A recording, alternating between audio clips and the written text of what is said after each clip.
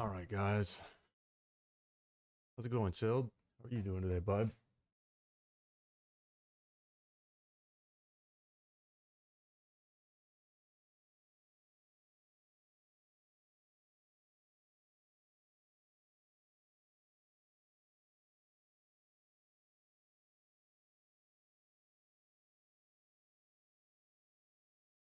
You're all right? A bit pissed off with yourself? Did you get hurt again? What's going on?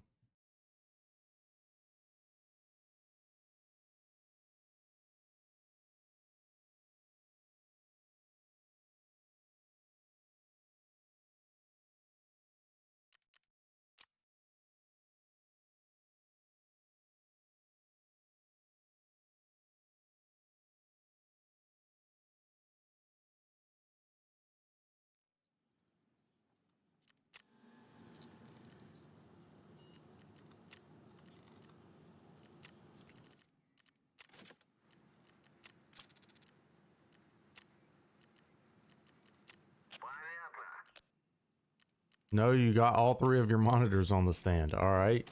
So what's the problem?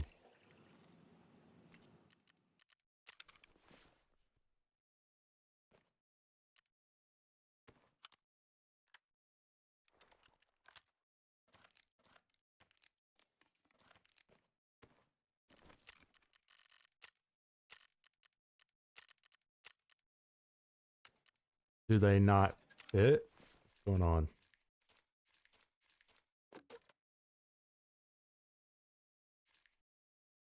You forgot to order one more DisplayPort cable the other day. Oh, man. That sucks.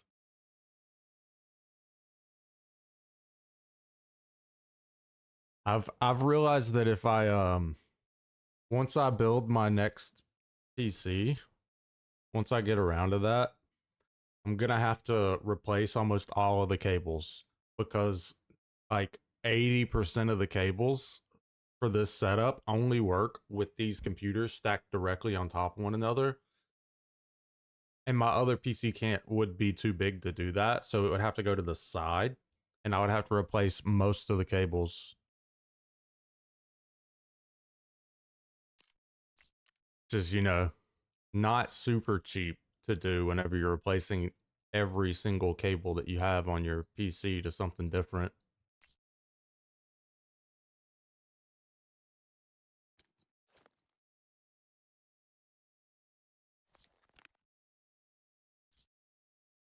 Works out to a 75-inch monitor screen. Thick. Definitely pretty thick.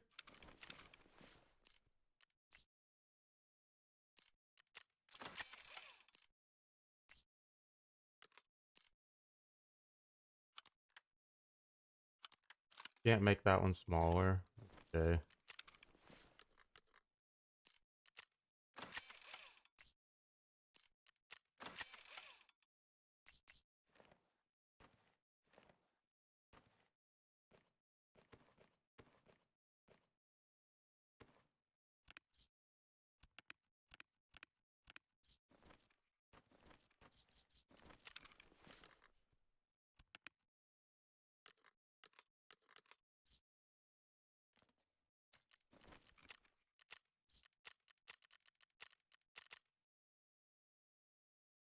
Roll on wipe. Roll on 3.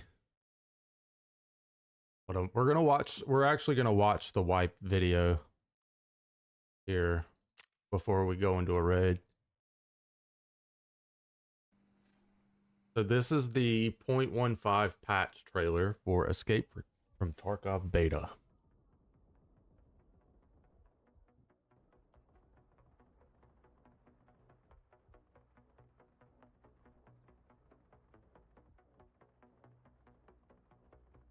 So this is factory that we're in right now. It shows the factory rework. It is a completely different fucking map. Maybe 2040. That's a long time away. I don't know if I'll still be alive. Honestly.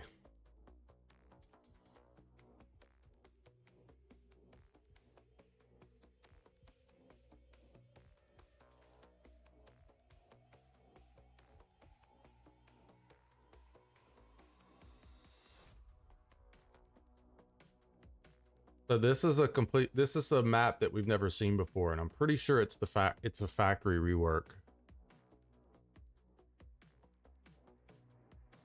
That or it's a new map. Don't really know.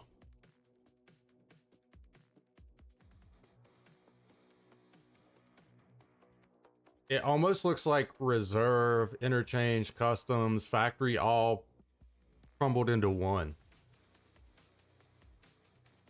A little bit of streets too. But that looked like the factory back room, and that looks like the hallway, but more narrow.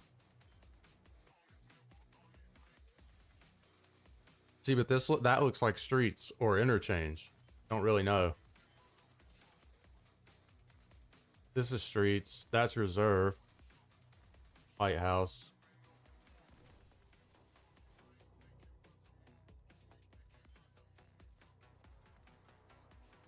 That's lighthouse. That's lighthouse. Lighthouse. Woods.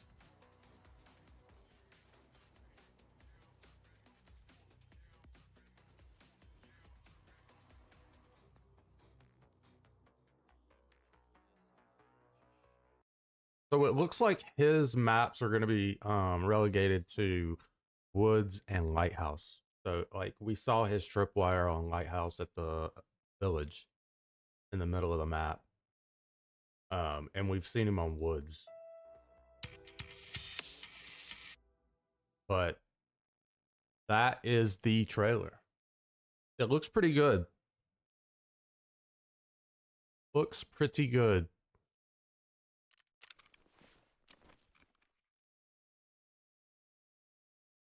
I think I have a moonshine ready.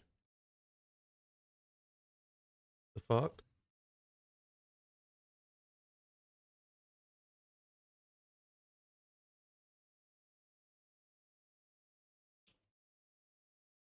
My just fucking restarted.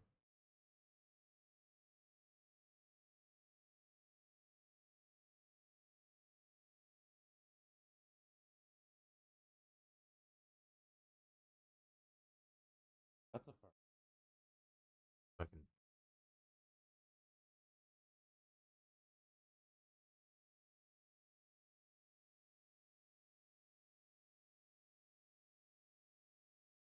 odd. Looks like factory's having a good makeover. It really does. Look good.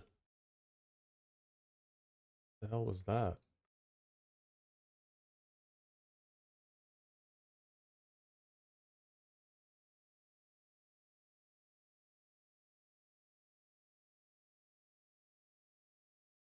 So the AK find on their site today. The wipe is almost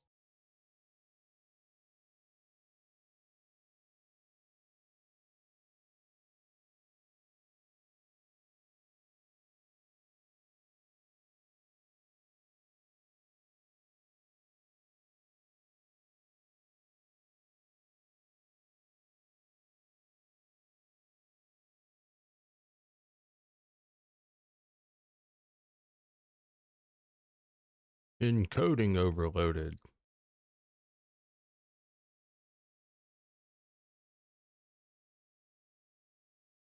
You went to the gym this morning. How was that?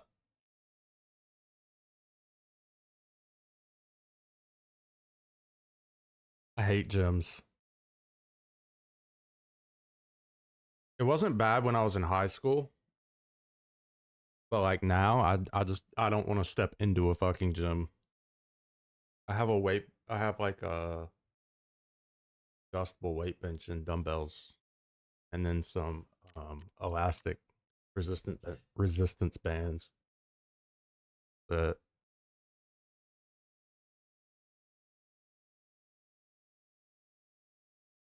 did some leg lifts and treadmill. Hell yeah.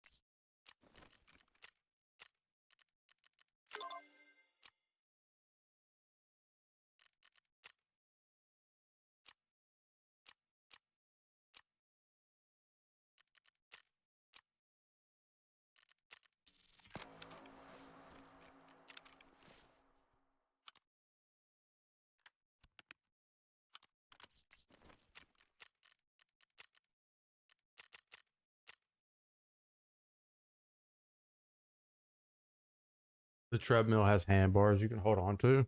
Yeah, that's probably good right now. Safer.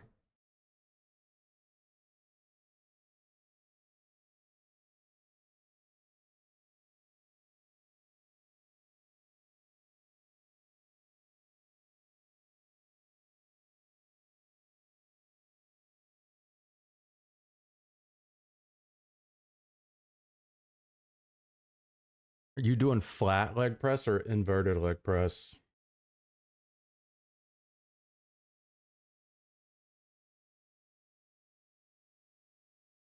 I like the 45-degree leg press. It always felt more comfortable than the flat one. The flat ones always had this mechanism that made it do that rather than pushing straight. I didn't like that at all. I like just pushing straight up and out away from me.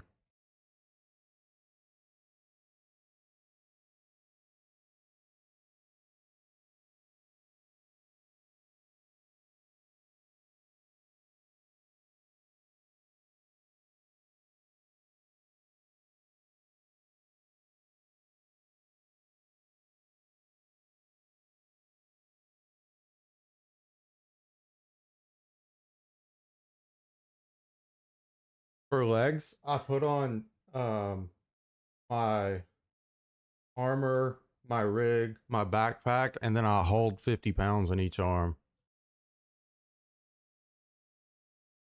Comes out to like 130 pounds ish. Not a lot. Stop.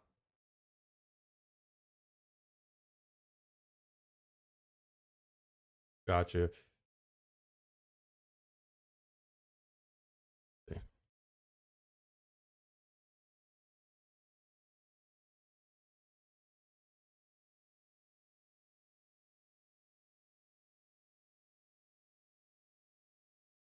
This one, like that.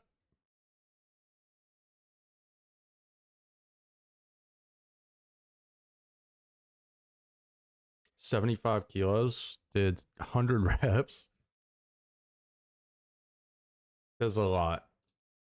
I always did these. Well, this is closer.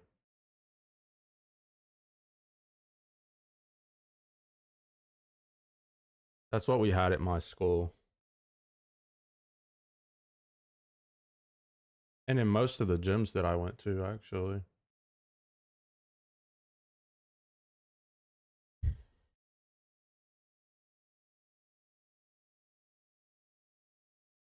For the crash, you were doing 140 kilos. Yeah, I don't know what that is. Commie units, brother. Commie units.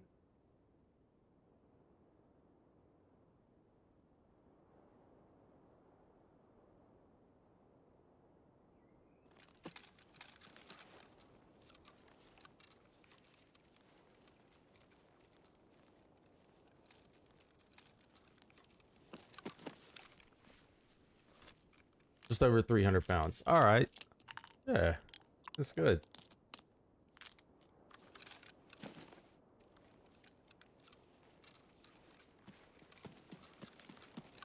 I haven't regularly went to a gym in a long time.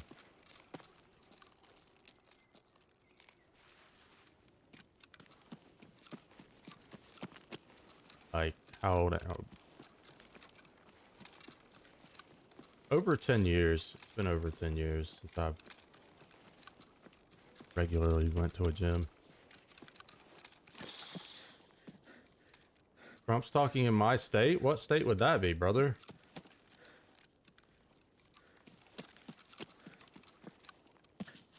I don't know what you're talking about. I live in Antarctica.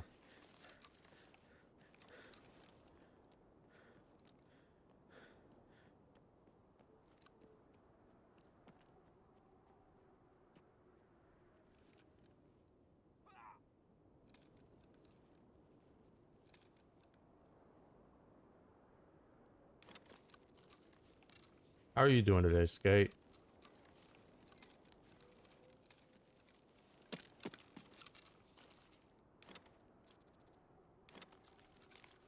Yeah, it took me a hot minute to get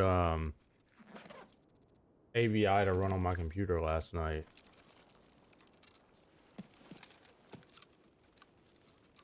It ended up being that the firewall was blocking some of the connections and it was just sending an error.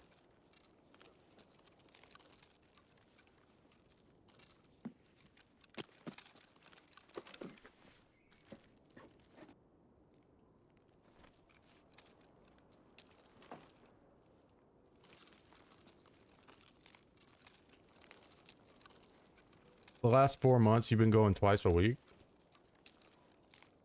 That's pretty healthy for somebody that's injured, I think. Certainly don't want to overdo it.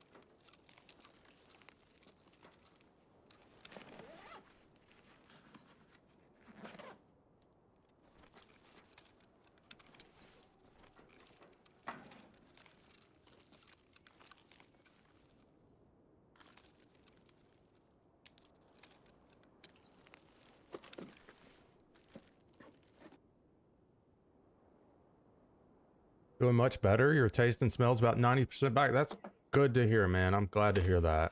I know it's pretty shitty to try and eat when you can't taste. The new trailer was really good. It looks like we've got a few things coming. A factory rework coming down the pipe. It looked good, for sure. August 20th wipe day? Supposed to be. It is supposed to be.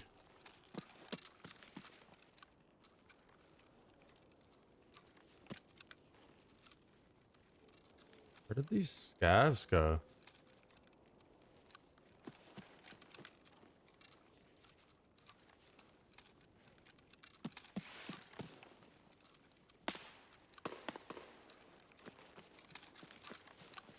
Ended up taking one of my wife's display cables.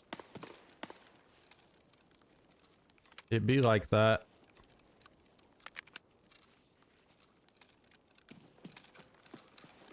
Why else would she have a PC other than to be parts for your PC? NC is a badass American state. We've got some good ones. Most of the state is alright, for sure. I'm inclined to agree.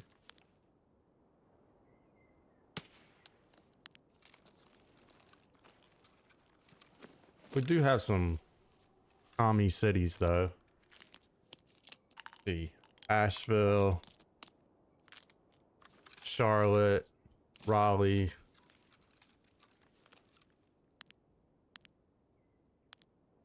Not places I'd want to raise children.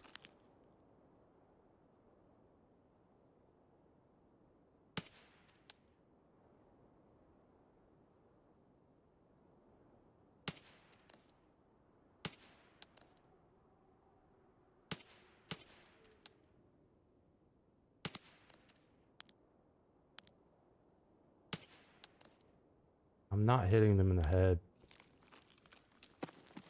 I'm too far away.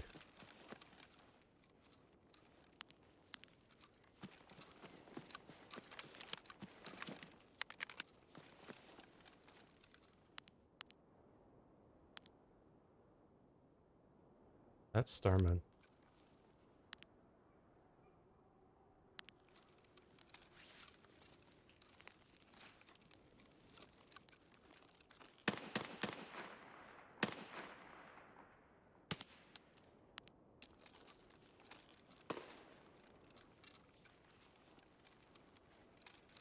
He is shooting at a player over here.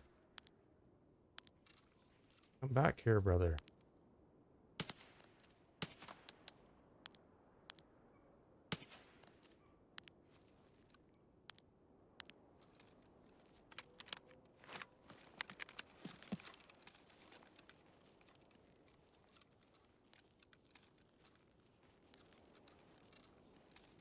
I saw something that looked like it was moving.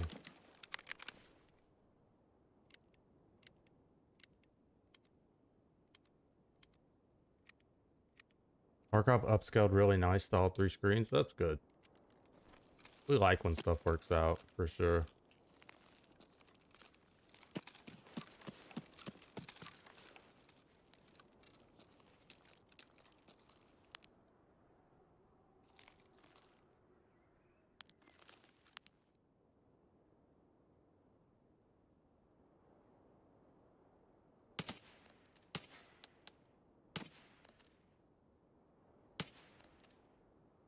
Fucking hell.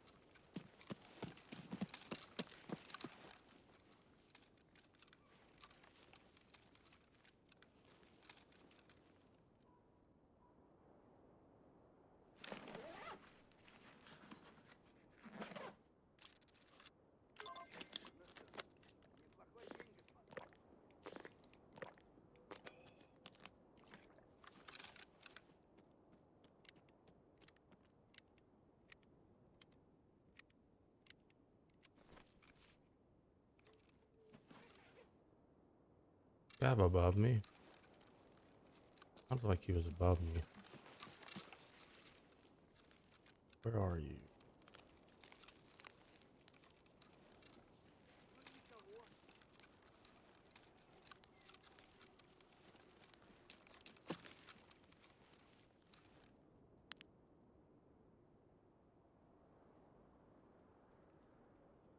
Сука, ёбнули нашего!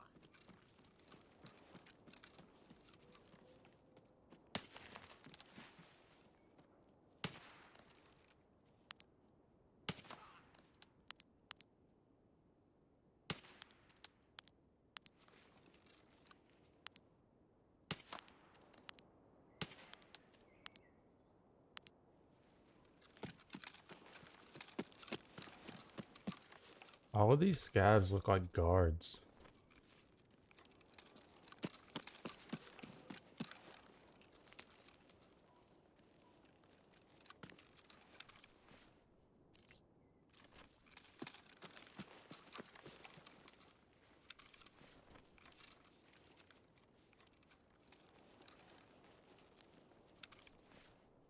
God damn.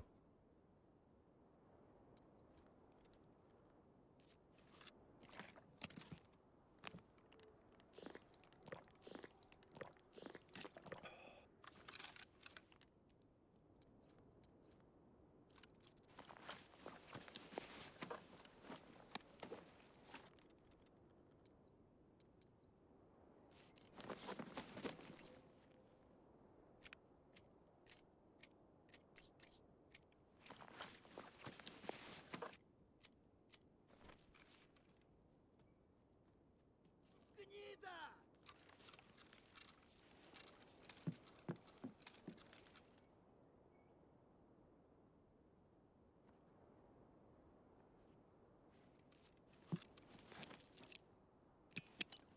Eat this grenade up, bitch.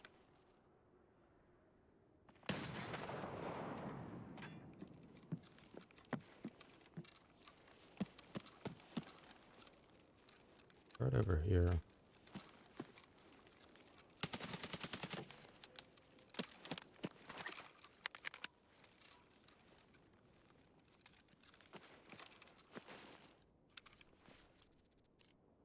Fuck me.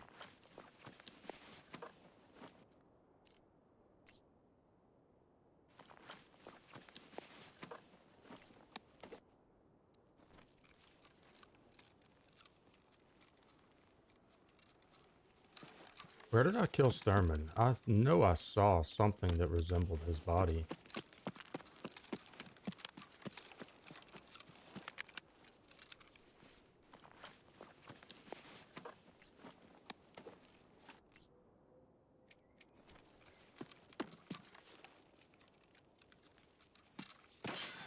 Oh, fuck.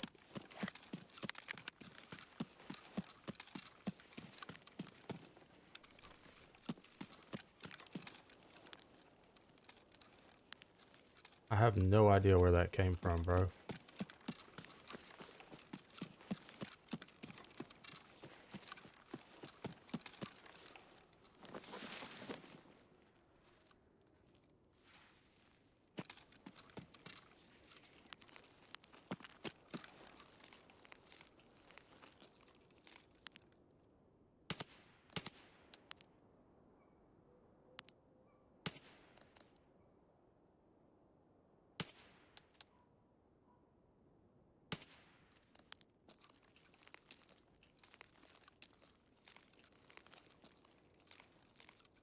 I didn't hear a voice comm or anything.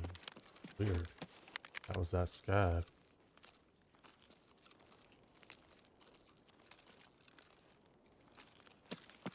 Hmm.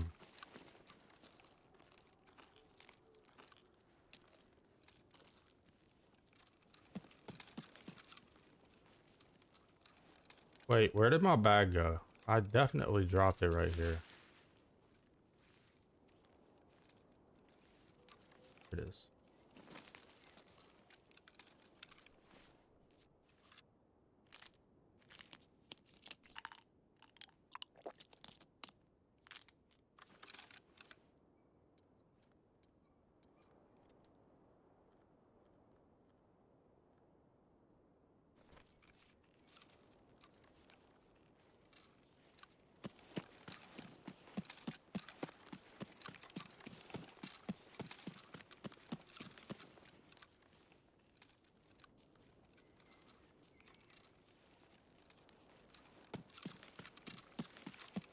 Here he is. Hello, brother. How are you today?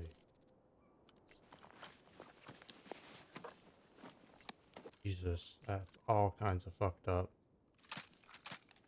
Do want that guy. That guy.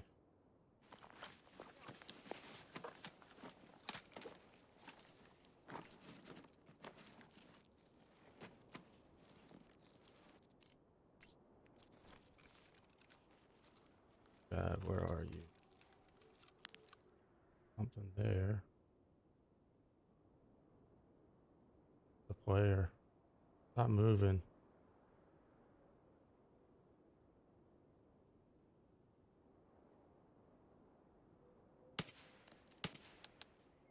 Got him.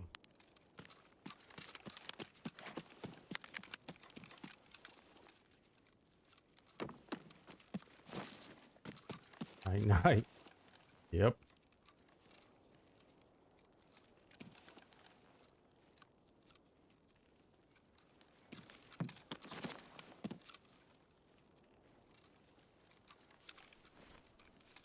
What the fuck has he got on? He's got an X-Fill on.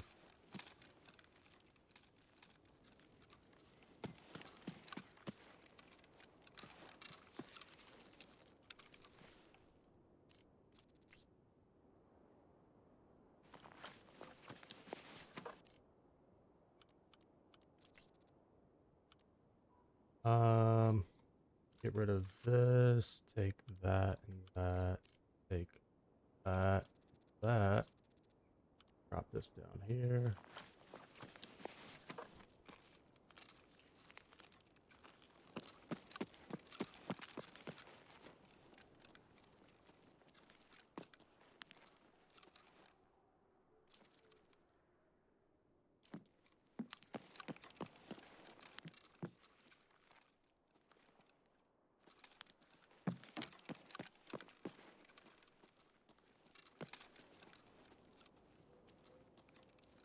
I don't think he's got a friend.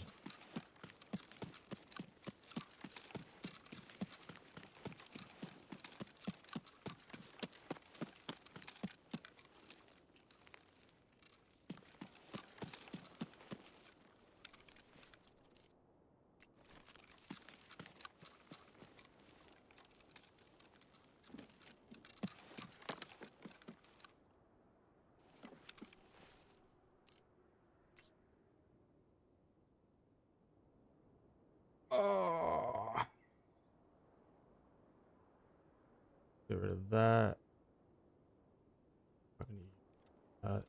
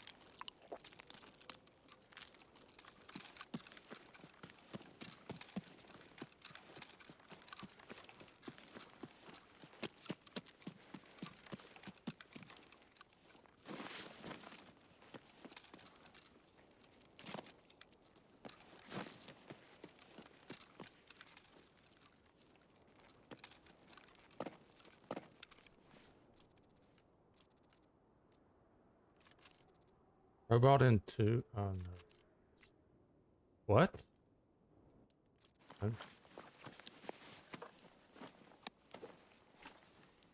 No backpack.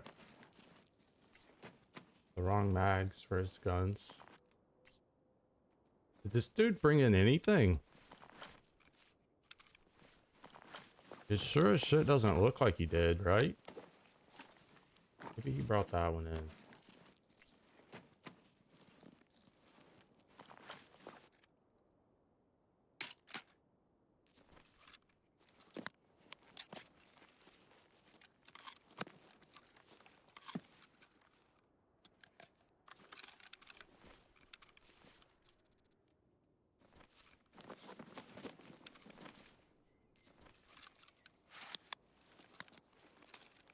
I'm a legend? I am far from that.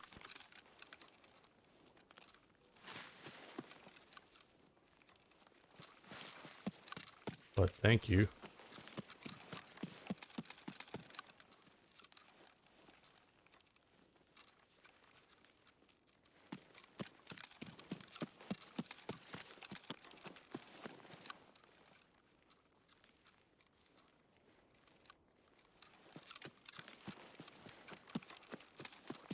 It's cool that the scavs have metal weapons. I do wish that they would have made them repairable. Like it can have a lot of wear on it and be unrepaired, you know what I mean? Be able to be repaired to a reasonable number. But all of the ones that I've picked up have already been repaired to like 80. Which fucking sucks.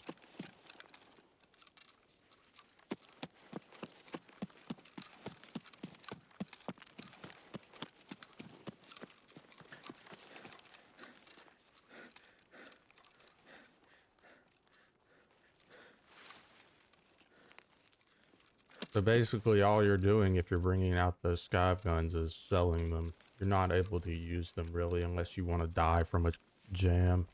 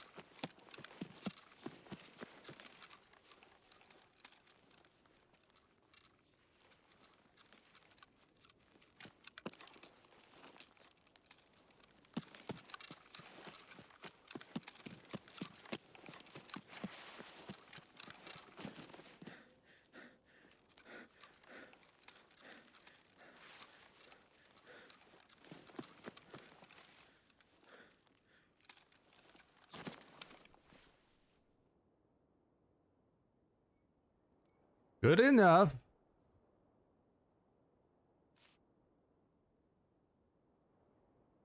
Good enough.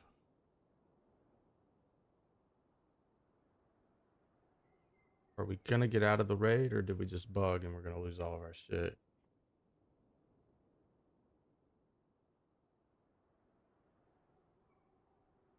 Seems like our raid bugged. This is not ideal. Oh no.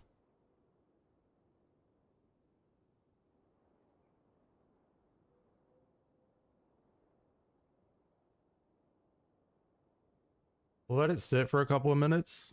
AK-50 is now in the new season of Call of Duty. Oh yeah, not kidding. Hi there, my name is Brandon Herrera, and this is my gun, the AK-50. Over the course of the last 8 years, my team and I developed the world's first and only 50 BMG AK. It was a huge engineering challenge, but after showing tons of updates throughout the entire process, on May 10th, we released a video showing off the finished version of the AK-50 V3, getting millions of views in the first few days, becoming the biggest video release we'd ever done at the time. So you might imagine my surprise then when a couple months later, my buddy hits me up and hits me with the line, "Dude, they just put the AK-50 in Call of Duty." Yep, on July 24th, they announced the new Season 5 to Call of Duty Modern Warfare 3, which included new weekly challenges that unlock new weapons or upgrades every week. Week 2 of which being the motherfucking AK-50, or as Call of Duty calls it, the Jack Cataclysm, which, not gonna lie, it's a pretty cool name. It's listed as a 50 BMG conversion kit to an RPK, which, no. Hell, even gaming YouTube has pretty well figured that out even before I made this video. Yeah. Now, before you ask, no, I am not getting any sort of royalties, nor was I asked beforehand, nor did I even know before I found out through the announcement. I'll get into that a little bit later too, but that's normally just the first thing that my audience seems to ask whenever I pointed it out on Twitter. Did you know that your gun is in a game? Oh, no, I didn't. Yeah, I really hope that it lets us out of that raid. That's gonna suck if it didn't. Twitter or anything like that. Yes, long story short, no, COD Daddy is not paying my bills.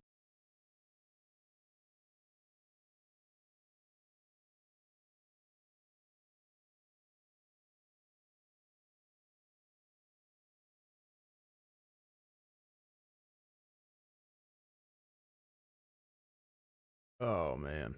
Let's see. It loads faster if it's at the forefront.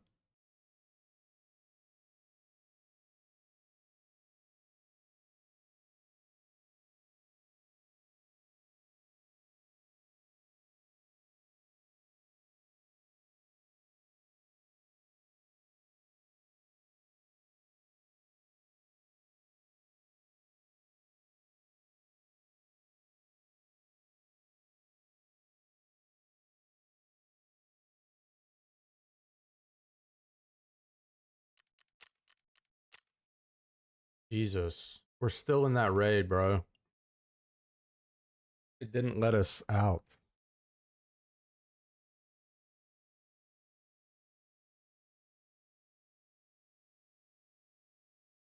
So stupid. Look, and now the server is gone.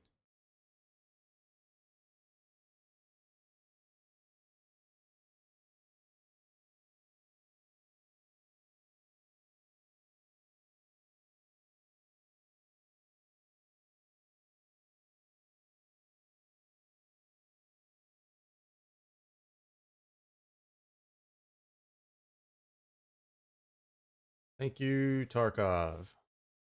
You just got Tarkoved. Lose the kit and lose everything that we fucking looted. Because they can't code a game to save their fucking life. Tremendous.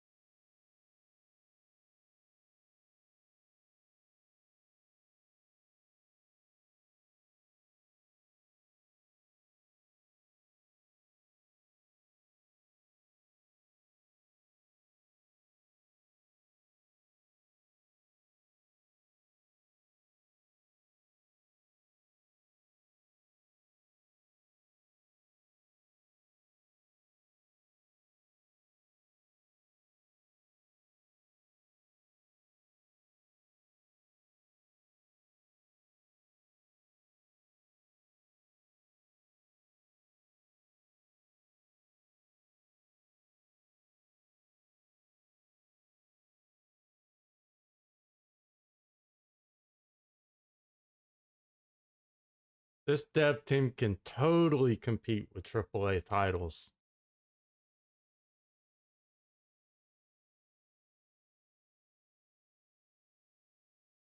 They do such impeccable work. You don't even have to organize the gear. You just don't get it.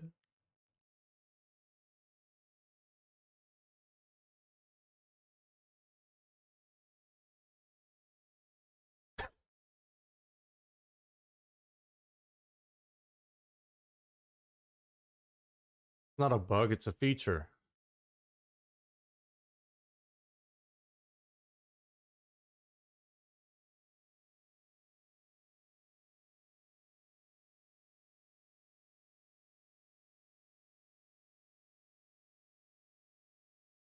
Trump just said bacon isn't affordable anymore.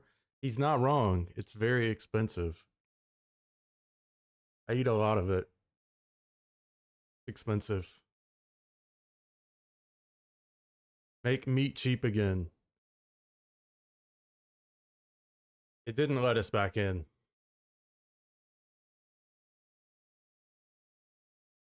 Legitimately, 90% of the food that I eat is meat. Snacks, bacon. Meals, hamburger. What I eat.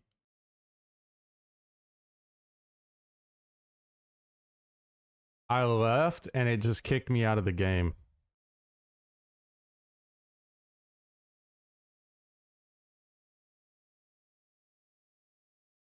You've been eating a little more lately. It's fire. Yeah. Yeah, I prefer it for sure. I feel better. Oh, nothing, bro. This is just standard Tarkov.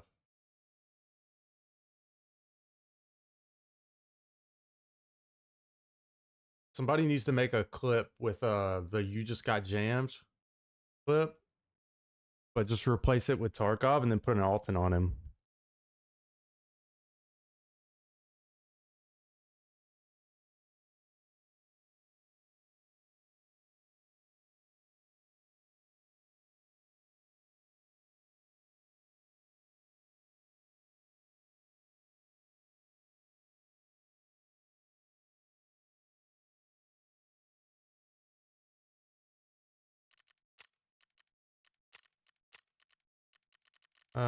Confirm leave.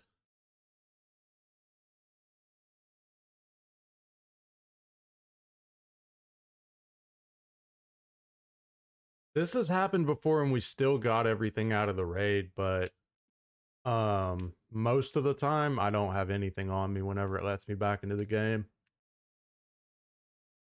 But this has happened before in previous wipes. This is the first time it's occurred this wipe, I think. From what I can recall. Put it that way. Already listened to that song.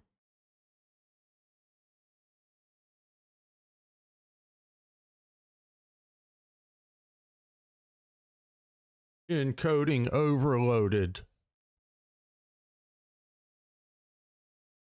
I can't do anything on this monitor without it popping up that encoding's overloaded in OBS.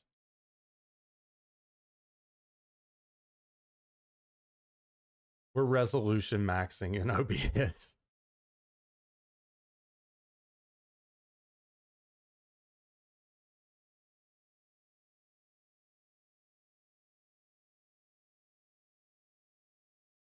We're just edging this fucking PC.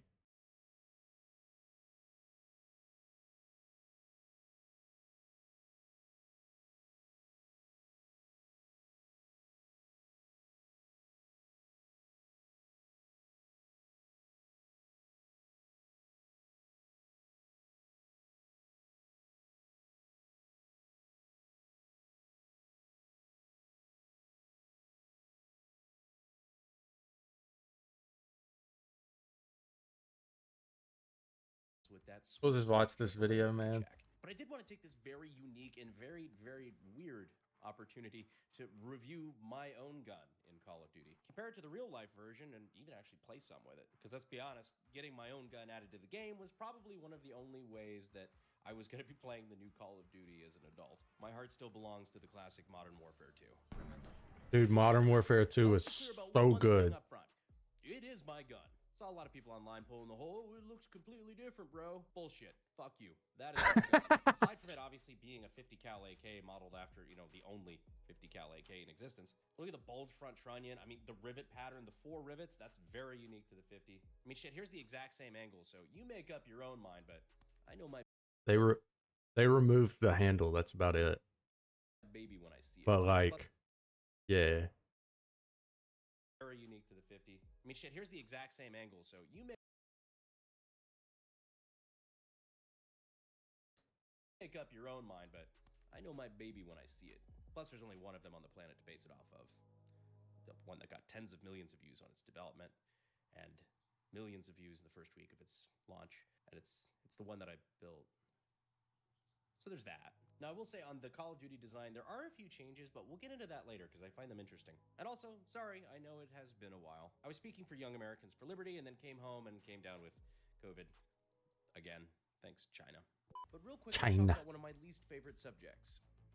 Debt. Getting into credit card debt is easy.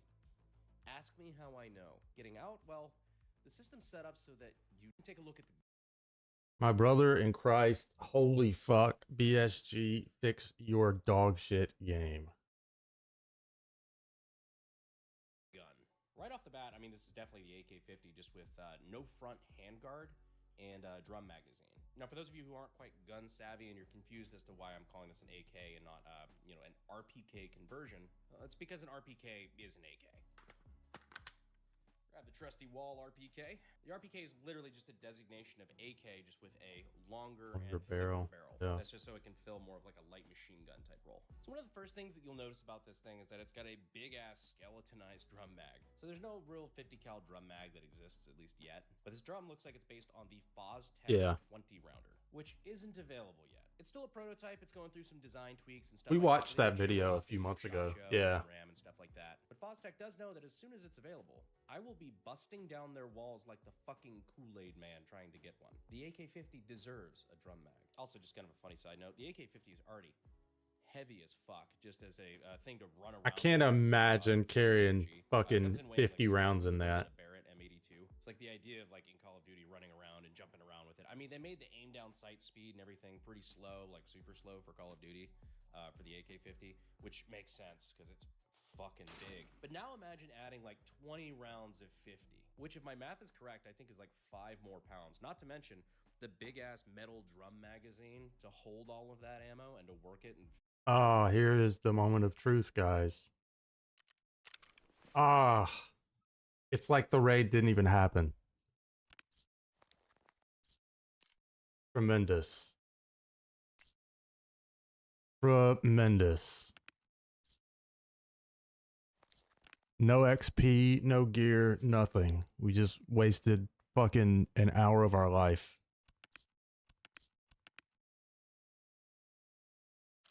Tremendous. They're really on top of their shit at BSG. Really on top of their shit.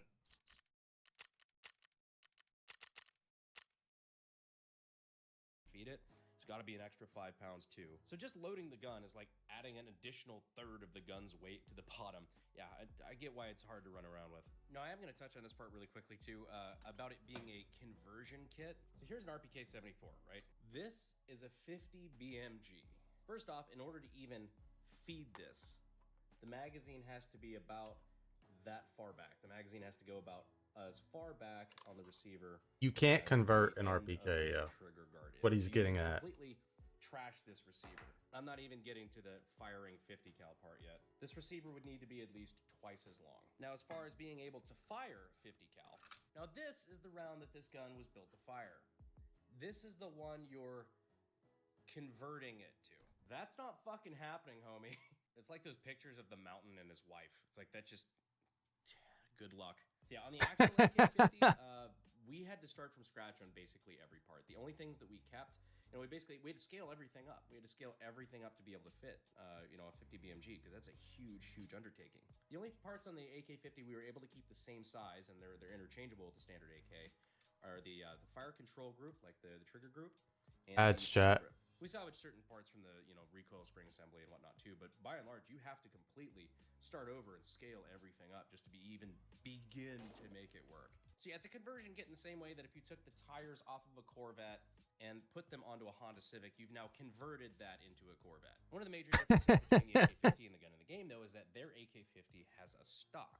I understand why they did it in the game, just because, it adds something else to customize. They had different, PKM stocks and stuff you can throw on there, which, not gonna lie, it looks pretty cool. But really, this is just the devs not understanding that the bolt carrier actually has to Go into the stock, yeah. The gun fires, and that distance that it has to travel leaves you basically no room for a stock, unless you mean like just a little stubby thing or like a butt pad or something like that. Which is why the AK-50, the Barrett, the Serbu, and pretty much all semi-auto shoulder-fired 50s pretty much have that same look in the rears, because we need that distance for the bolt carrier to travel. Because while the round might have gotten bigger and the gun has gotten bigger, the shooter stays the same size, meaning that the distance between the butt of the gun and the pistol grip needs to be pretty much the same size. It's called length of pull. It needs to be consistent to actually have a good functioning weapon. Because if you added a stock to the back of a Barrett or the AK-50, you'd be all the way out here, making it basically impossible to shoulder. In classic nomenclature of the channel, where to bolt go, dough? But now I guess it's time for the big question. Pretty much the question everybody's been asking me since this was even announced. Why are you gay? Am I butthurt or am I flattered? Truthfully, I think it's really cool. 16-year-old me could not fathom a gun that I'm responsible for even touching a mainstream game like Call of Duty. I think that's... Yeah, they're all right It would sometimes, have been Skate. nice if I was asked... They're all right instantly sometimes. Told, I would have said yes. I mean, I don't want any money. I got my own gig going on. It's pretty sweet. But I don't even necessarily think it was a direct, intentional rip, like Call of Duty proper meant to take the gun. Here's what I think could have happened. One of their artists probably had an entire folder full of reference files for things that they thought were cool, or things that, different guns that they wanted to draw inspiration from in different ways, and the AK-50 ended up in it. They took that as a reference file, thinking, it's probably a production gun. They altered some stuff, made it fit the game, and boom, Jack Cataclysm. Not only is that a potential scenario, to be perfectly honest, knowing how a lot of this stuff works, I think that's the most likely scenario. So no, I am not out to go, sue Call of Duty or anything like a lot of other people have been saying. One, because I have zero interest in it. Like I said before, I would have let them use it anyway. Two, probably because they have a good legal case that they've transformed it enough that it falls under fair use. It's not like they're producing the thing. I mean, they have it in a video game. They transformed it a little bit for artistic reasons, and now it's theirs. Or at least that's what they'll argue in the court, and I think it's a fair legal standing. A fair legal standing. All right.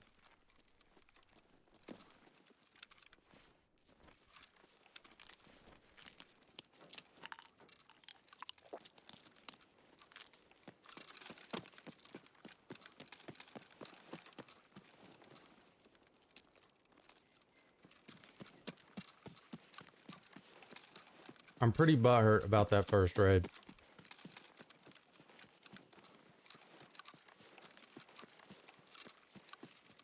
Not gonna lie to you. Pretty butthurt about it.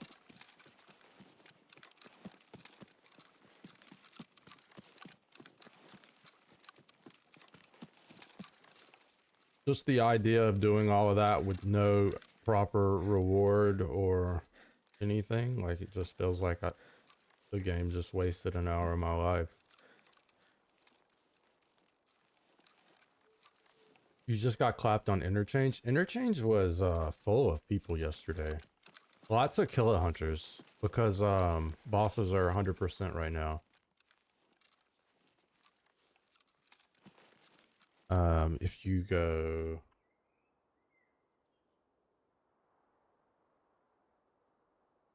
Sorry. There you go.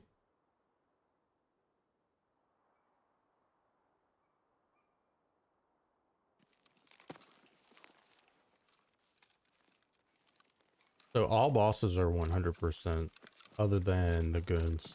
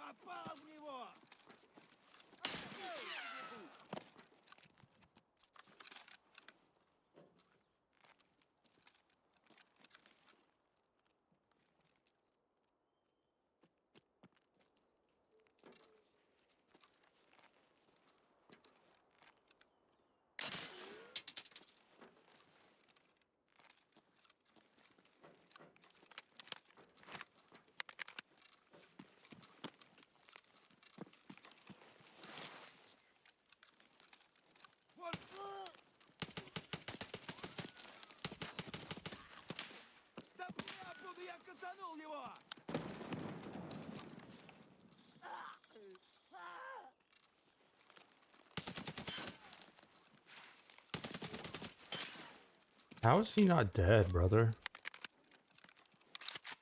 Fine, I've only shot you fucking 12 goddamn times.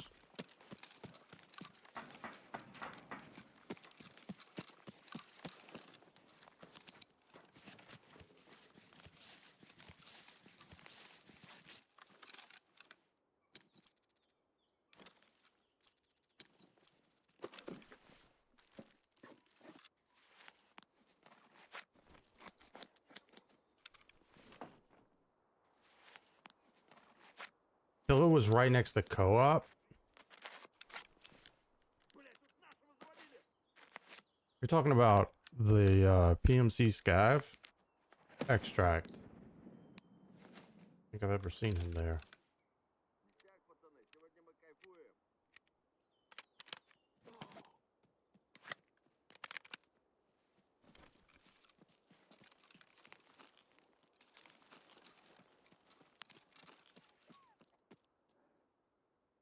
Вот он!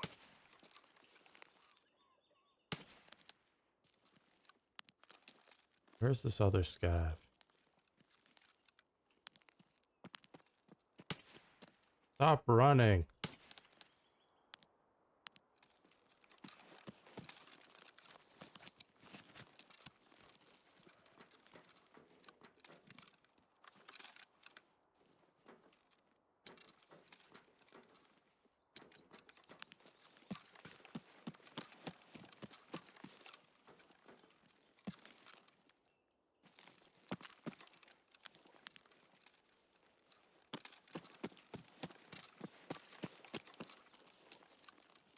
Where did these...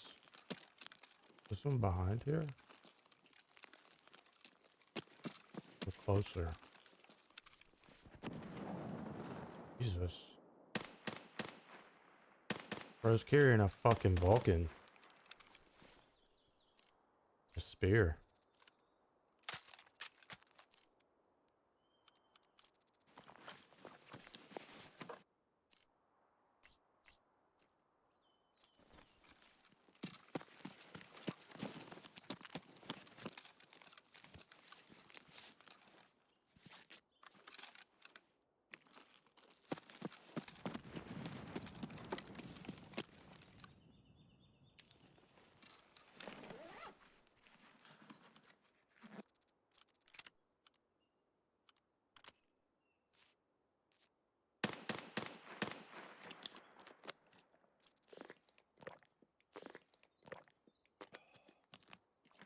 Scavs are more like raiders right now? Yeah, they are, and it's nice. I do not hate it.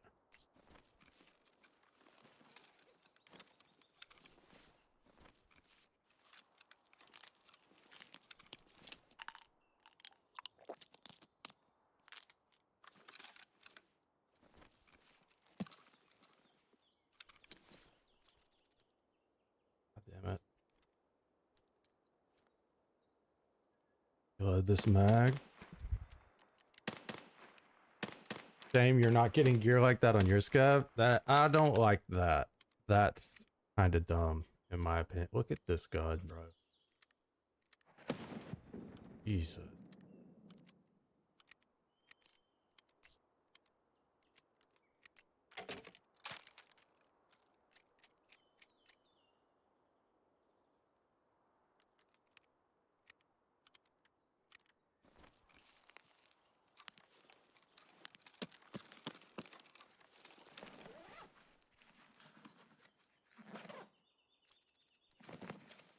Your scav has a basic AK-74. Fuck.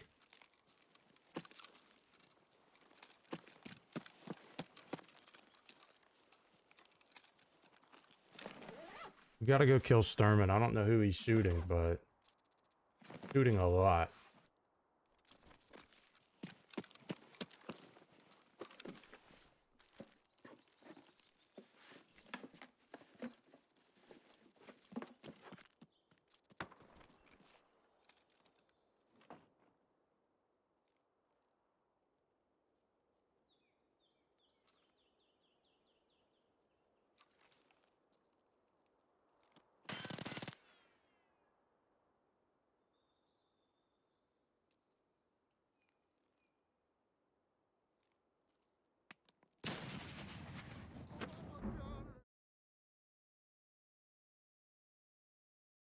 eating.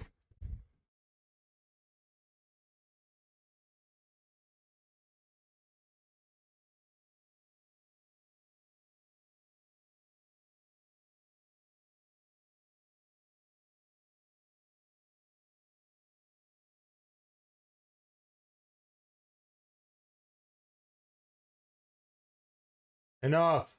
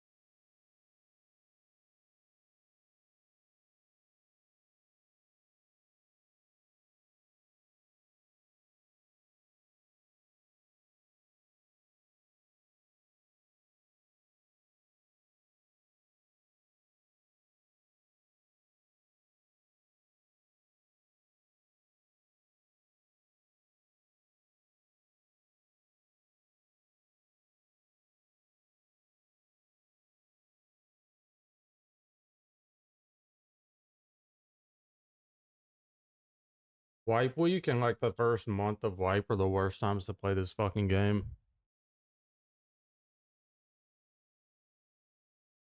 Being honest.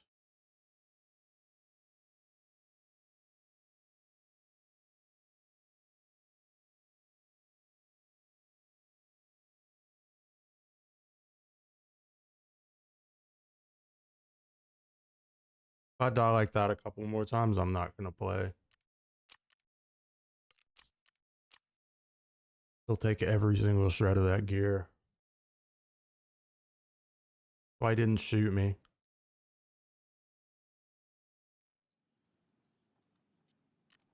Because some reason grenades don't destroy your armor the same way other things do. Bullets.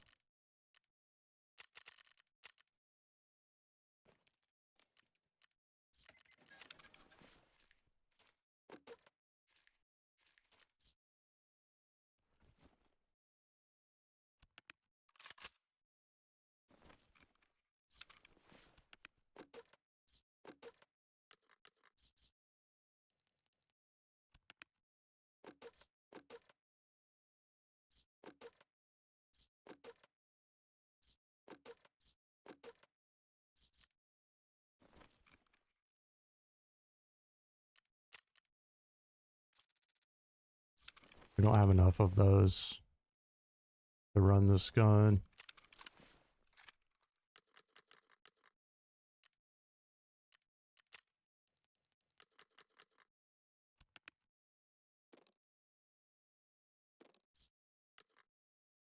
God damn.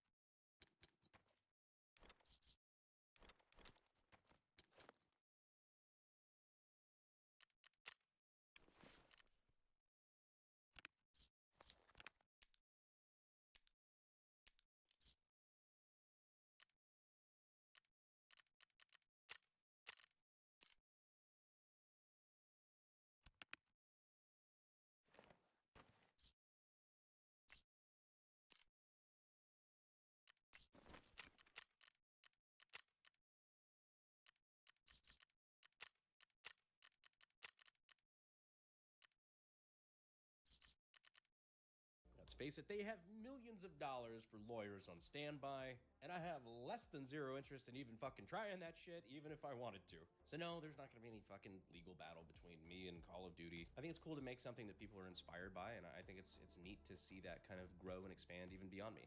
I think it would have been cool to be involved in the push because I think that would have been neat. I mean, it's my baby. But I also understand why big corporations like Activision or Sledgehammer or whatnot can't even begin to touch somebody like me. I hate we live in that kind of world, but it is what it is. But now the moment of truth. How good's the gun? Oh god, it's this fucking like Borderlands shit. It's like I'm in a fucking cartoon.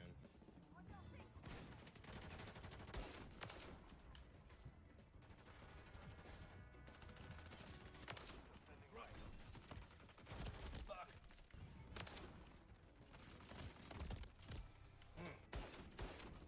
Come on, fucker. There you go. Alright, this thing kind of bugs. I mean, like, I take it for granted this thing kind of fucking one-shot. Oh, wow. I feel like I take it for granted this thing...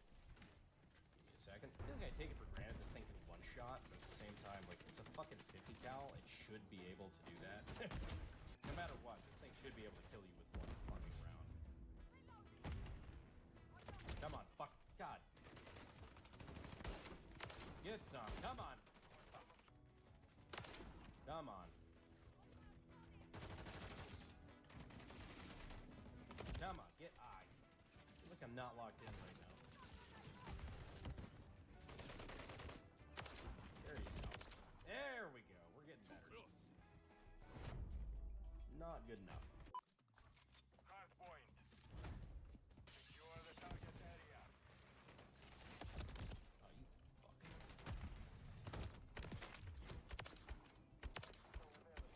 You'll have to do better than that. Come on, one more. Just need one more. Give me one more. One more. There you go. That's all I wanted.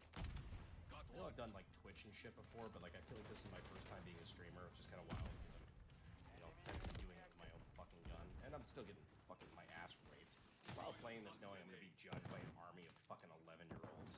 Like, hey, old man, why can't you actually play Call of Duty? It's like, well, I don't know. I dopamine receptors for it. I'm not used to this ADD shit.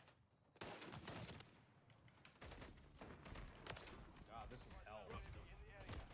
Even just shooting the AK is kind of wild. Oh, well, did I just get a hit marker? Did I just fucking hit somebody here? No, but really, like, just the recoil impulse, sound, like, everything. There you go. All right, I'm getting accidental fucking kills while I'm trying to talk here. Yeah, everything, just the recoil impulse, even just the sound, like, it's pretty close. Like, fuck. Kill me with my gun? Fuck you.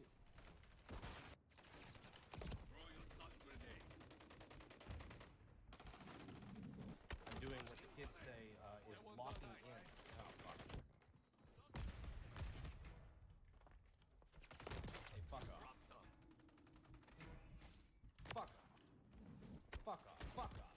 God damn it. Alright, getting a little frustrated with the AK-50. Now it might be time to whip out the fucking cheaper shit. We secured 2 objectives. We're taking Bravo. And get fucked. Not pumped enough. Get fucked. There you go. Alright, I'm that guy. They're secure. Hey, there you go, behind the plywood. Get it back. Securing objective. Oh, there you go. There's my gun. Man. Alright, how you got yours set up? Ooh, I like that. Ooh, I do like that. I really like that. I like that. Ah, fuck you. There you go. Give me my gun back. Fuck you. Fuck you. Give me my gun. There we go. Hostile UAV in the area. Fuck you. Hey. There you go. That's it. Fuck.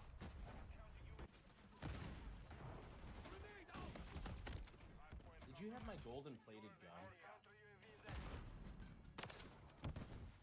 Was that a golden plated AK-50? Give me that shit. Hostile UAV in the area. I need that in my life. Give me that shit. Give me that. I see. Oh, did it just disappear? You saw that, right? Fuck you. Secure the area. Look at that. Look at that. The fuck kind of camo is that? Seriously, what fucking game was that? Was that suppressed? Was that suppressed?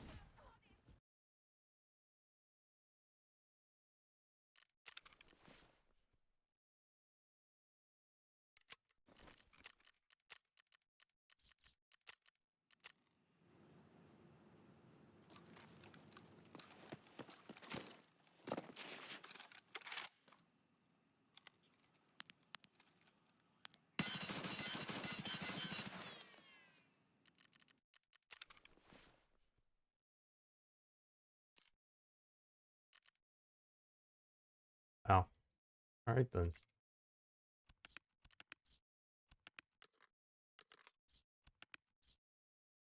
Have everything that we could possibly need.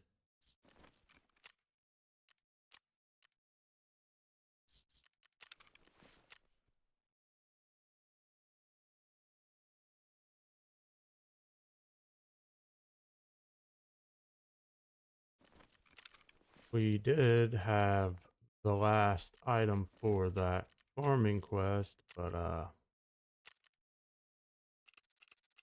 fuck off, shit the bed.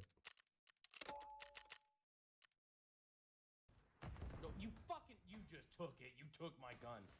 No, it's not suppressed. Well, yeah, no, it is suppressed. Son of a bitch. I'll wait for you to die. Sorry, buddy. I'm stealing your shit. Yep. Yoink. Mine.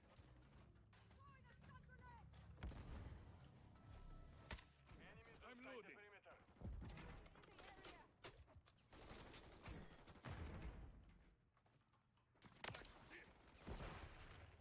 Yep. This is dope. Keeping this Keeping this. as long as I can. Oh god. Hello.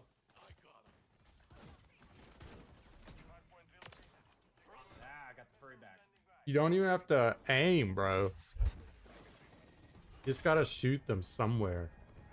That's wild. No hits? Fuck you. Ah! Alright, that was a pretty cool setup.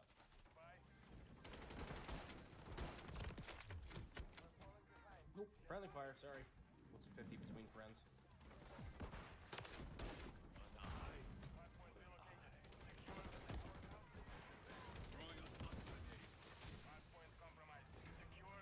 I think you basically you just need to increase the Oh my gun. Hell.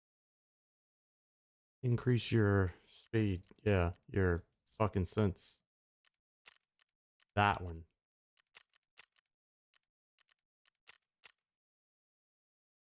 Optics to much more. They support it. They keep the channel free. Go and check them out. Tell them how much you love them.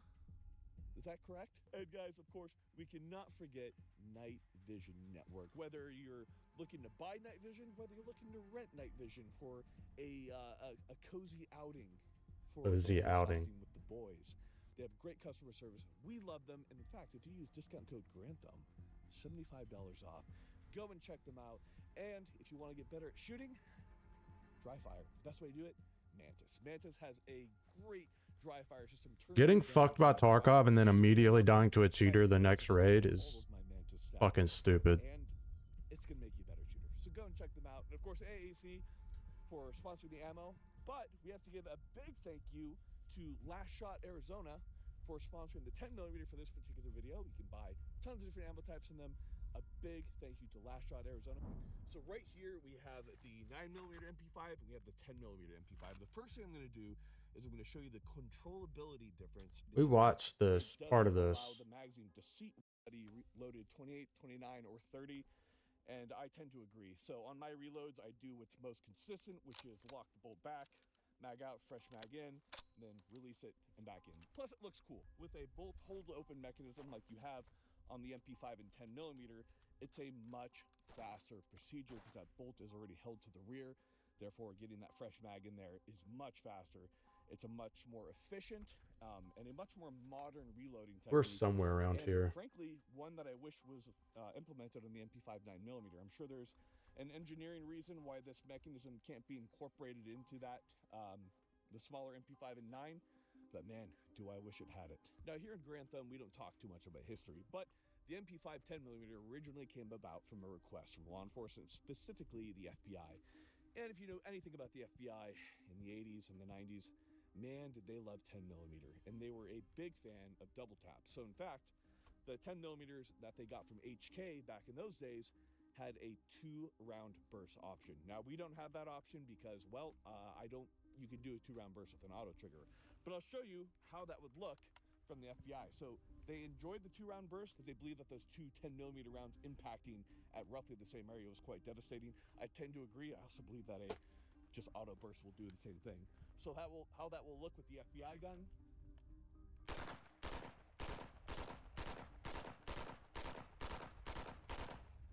And it is very effective. It is very simple to control. So I understand on less trained shooters why it would work. But as you can see, with the full auto trigger, it's just as simple to do 2-round bursts. Plus, if you want to do longer bursts, it works just as good. So we've done a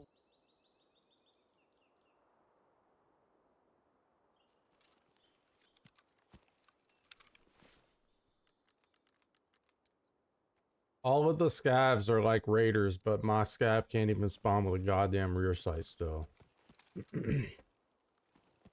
This company really is fucking cooked.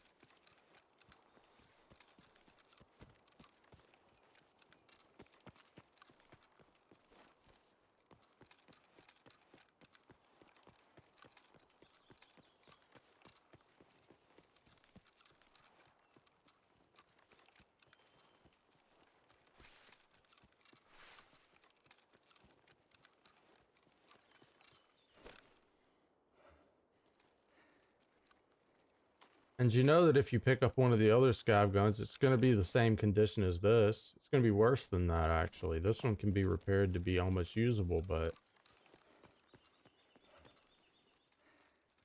the other ones are already repaired at like fucking 60. I don't know. They do some things that are just stupid. They're going to make the scavs like raiders, but their guns are going to be useless if you want to get them out of raid. It doesn't make any sense.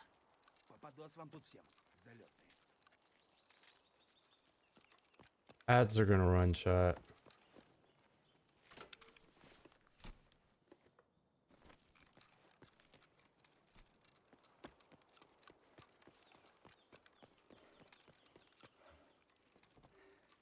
The Deagle looks cool. Yeah, you'll have to be level 60 to buy it. You'll have to be level 65 to get the ammo. It'll be great.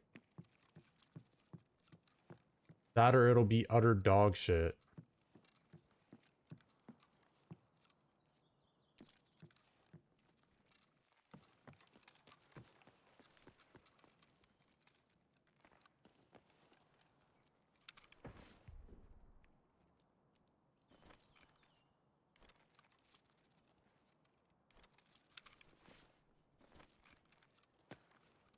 Yeah, I don't know. I don't know when we'll get it, but it'll be something stupid.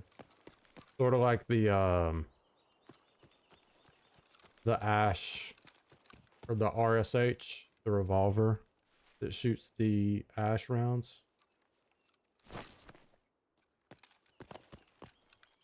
Like, yeah, it's really cool. Super cheap gun, but you can't buy good bullets for it until you're max proper.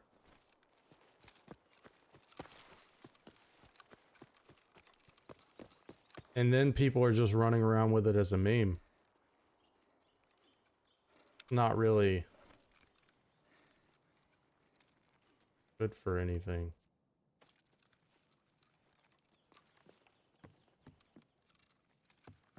Nobody's running it as a secondary. They're running it as their primary.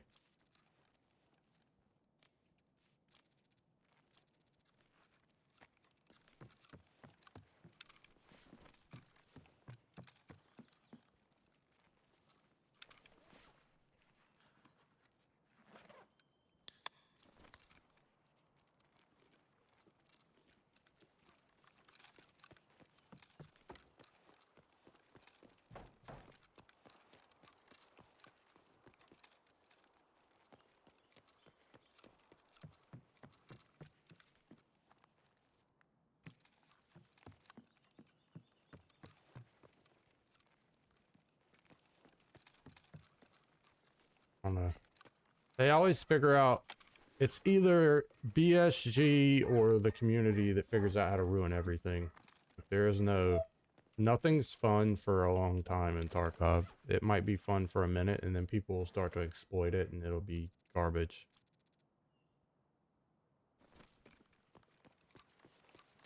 It honestly kind of sucks.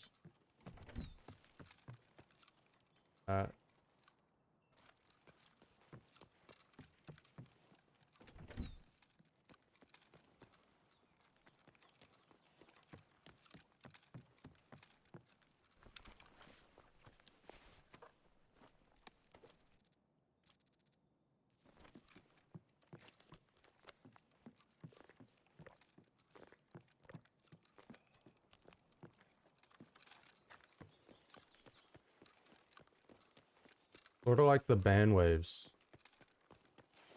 They did one ban wave, maybe two ban waves at the very beginning of this wipe, but they haven't done a ban wave in like 6 or 7 months.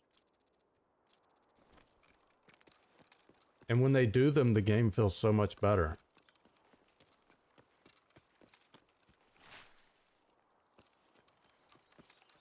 I don't know why they don't do them every 2 to 3 months. I mean, obviously these people are buying another account or they have another account. They just keep banning them.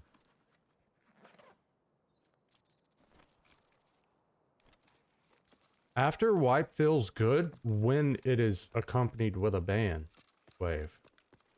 But like, as it is right now, with the amount of sus shit that's happening in raids, it's not gonna matter that it's a new wipe. It's gonna be fucking miserable for the first month. You'll get something that you need for a quest, and you'll get one tapped in the head from across the map by somebody that needs it as well, so that they can level their account to sell.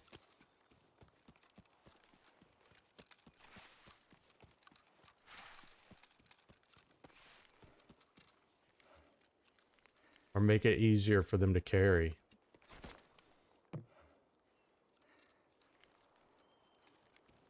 There are a lot of things that VSG could do better.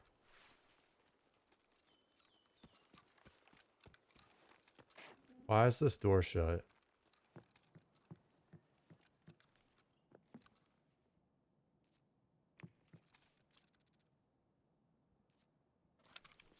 I don't like this.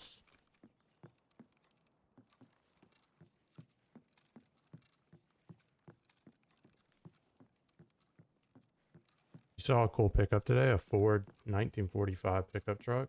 Hell yeah. Those are nice. I'm partial to the 70s models.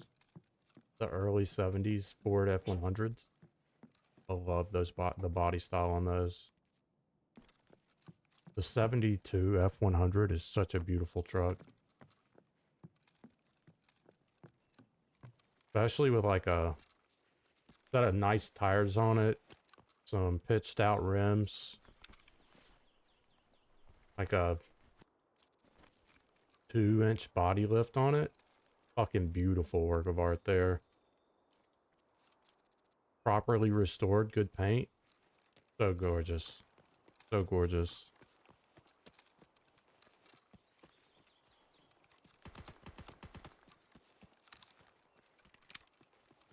I had a guy come to my front door today. He was at my neighbor's house doing some kind of work. And he came over and asked if I would sell my Toyota. Like, nah, bro.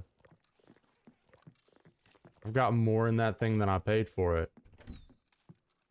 And I love it.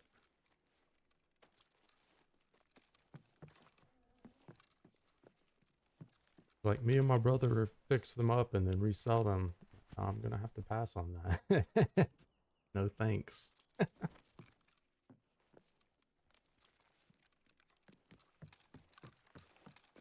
I put a lot of fucking work into that thing. This one's got a flathead V8 in it. Those are cool. You don't see those very often at all.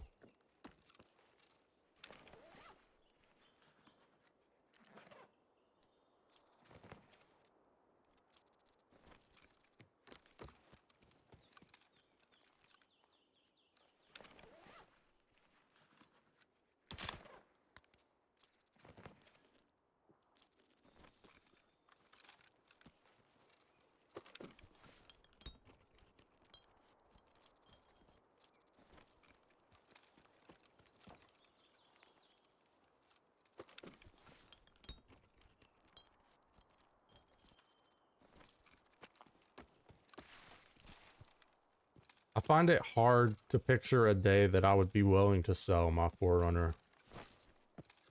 That specific model is so very hard to find. It's hard to find any information on it. Like, it's just... It is a rare specimen. Like, I can't imagine getting rid of it.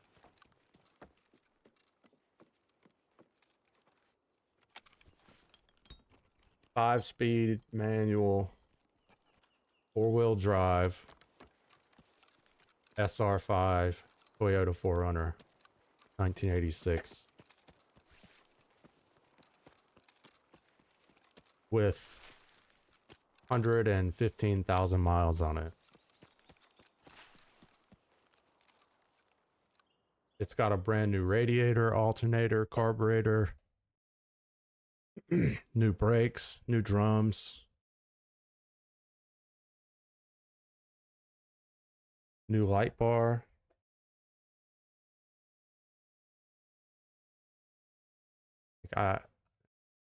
No. Can't do it. I love that fucking thing. 86 first gen, yeah. Yeah, it's the first gen. Неплохой день, господа.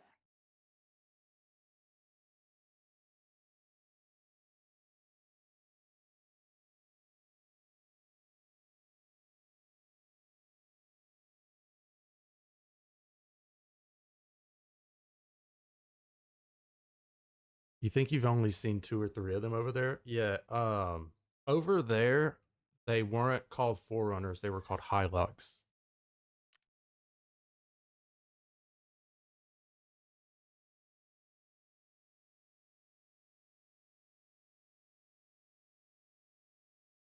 And those were made in Japan.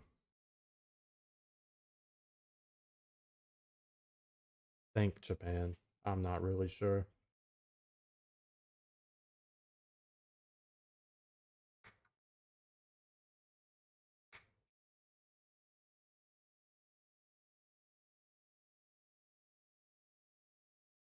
Yeah, the US market was the Forerunner. That is correct. It's just the number 4.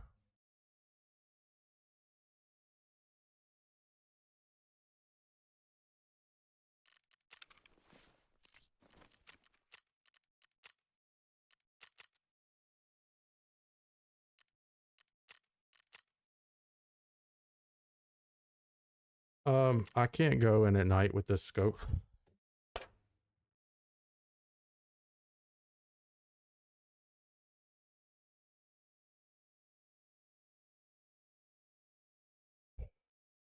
Yeah, I like this song.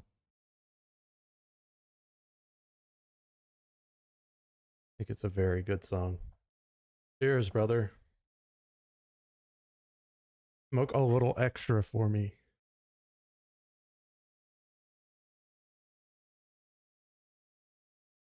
This is the cancer juice. The tobacco.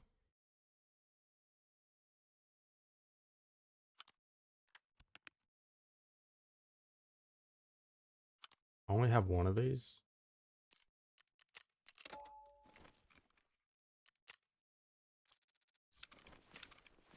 We're slacking.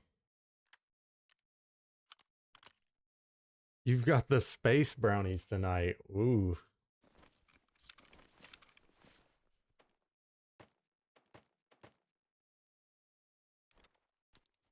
Fuck me. Drugs. Meds. Meds.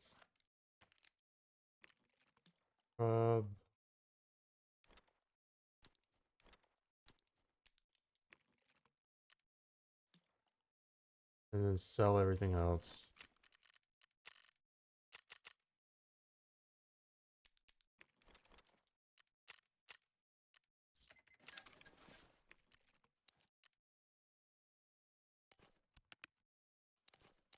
That dude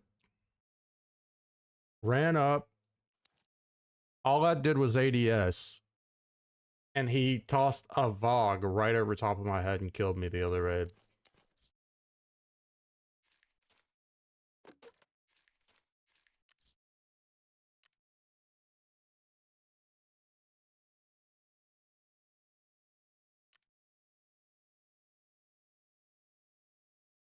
Man, I don't normally play Arena, but I'm on it right now.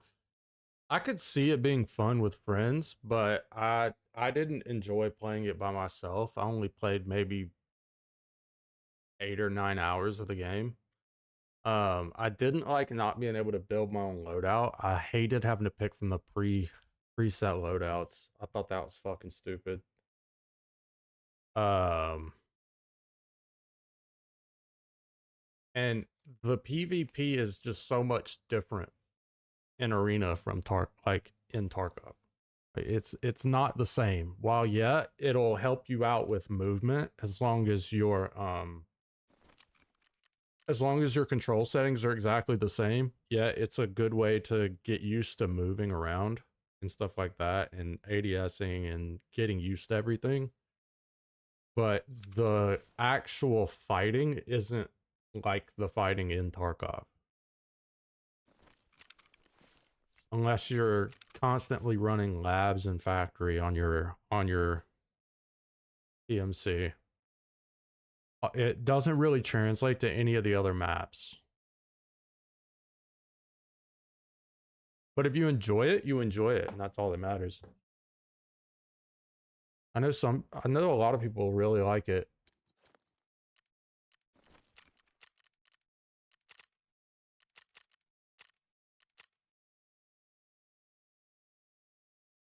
I don't like tops. I like raws. 10mm.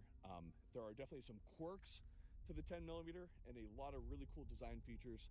So let's go ahead and let's get this on the stage. Sour diesel is in the brownies. Hell yeah.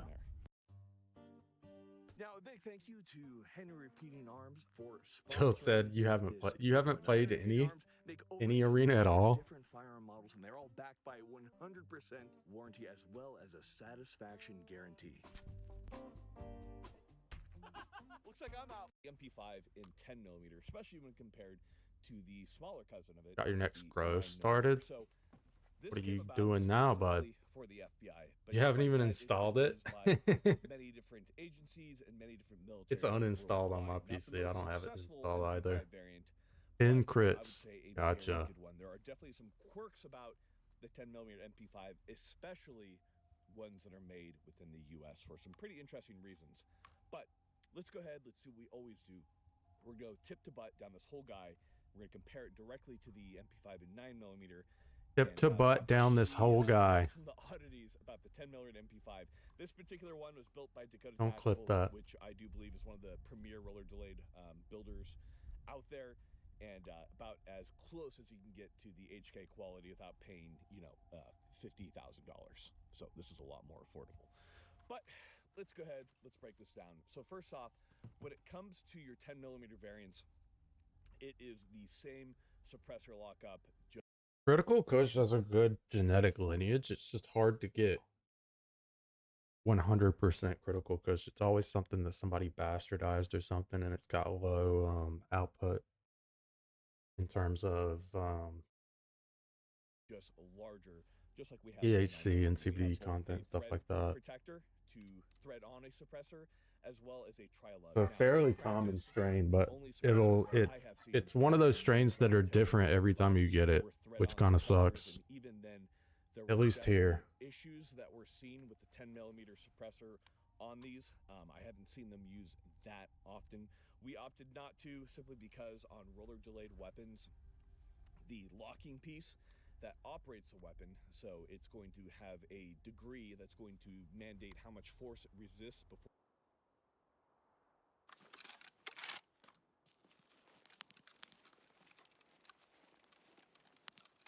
Fuck am I?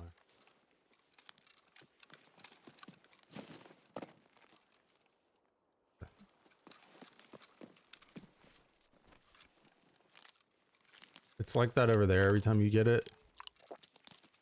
It's not been the same each time, yeah. Slightly different genetics every time you get it, it seems like. That or somebody different grew it and it grew differently and you've got different quantities of things in it. It's different smoking experience. That's one thing that I realized with Critical Kush. Sometimes it's really, really good. Sometimes it's basically just middle of the road.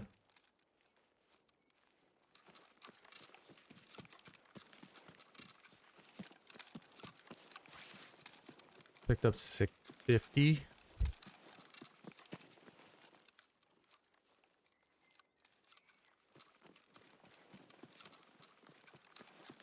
The best way to grow, in my opinion, is to grow a certain number of plants, determine which one is growing the best and is gonna produce the best buds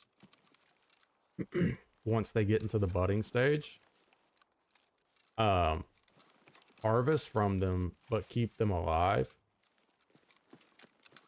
So basically buy photoperiod plants rather than autoflower plants. And then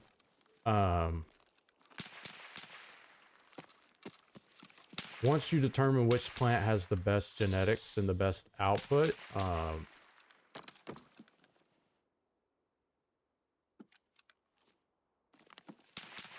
just start to clone that one plant so that you get the same product every time.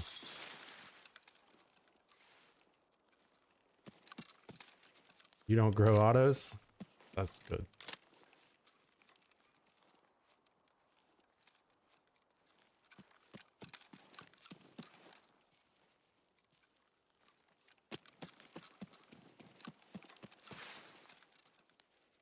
There's no reason for most people, like if they can grow, to grow an auto indoors. It's more of like a seasonal crop if you're growing auto. So you're gonna grow it outdoor and it's just gonna be there for one season. But if you're gonna be cloning and doing stuff like that, photoperiod is definitely the way to go because you can't clone an auto.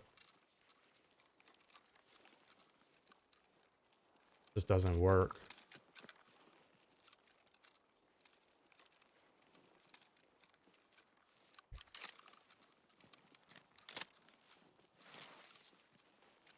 That's on you, bro. I make it work with my very active lifestyle. Fair enough.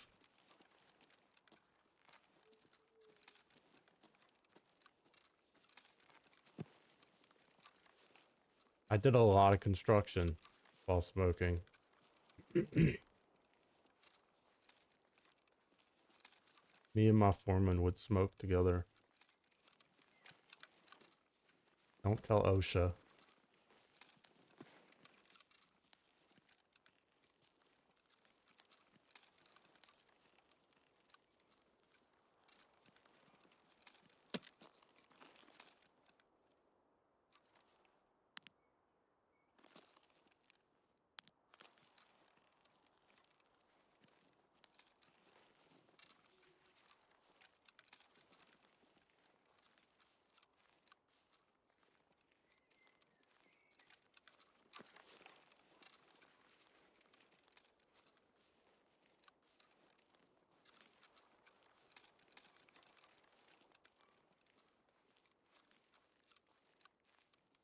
Who was he shooting at?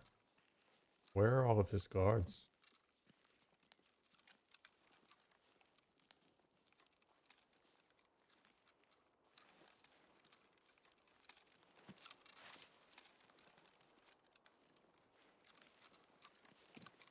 Autos are great for first time growers. Yeah, I only so like for me, I only have a single spectrum grow light. So it's a single full spectrum grow light. So if I grow a photo, it tries to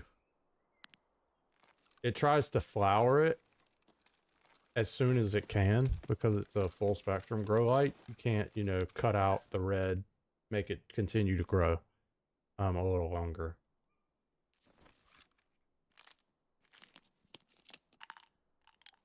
But if I were to grow again, if I were to grow indoor, I certainly would invest in a different light and setup, stuff like that.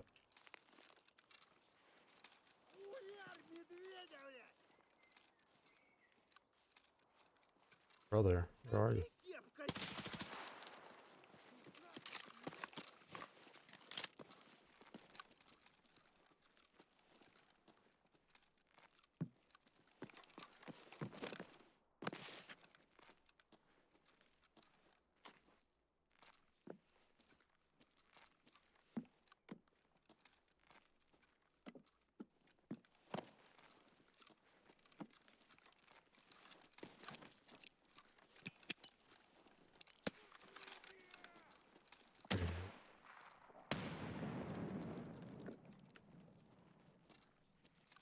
Alright, so he's over there.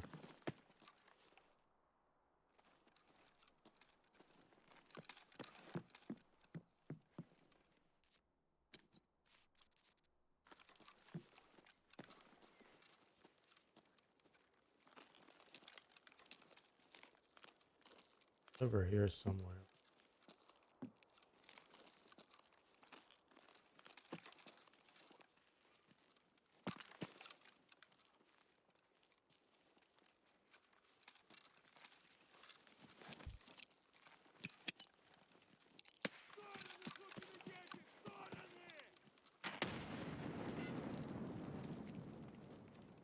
You right here or over here? There you go.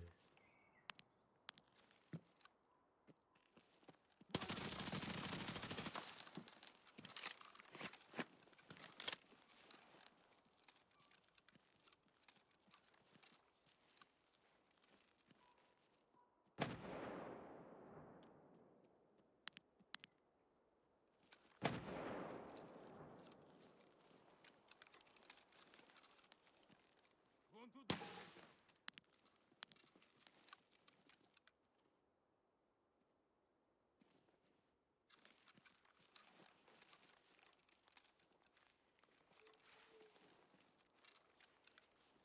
Вижу их.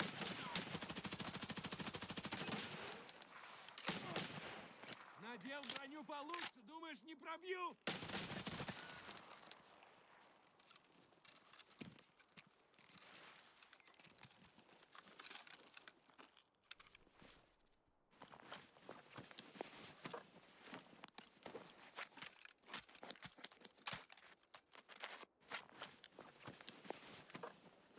He didn't fix his fucking arm.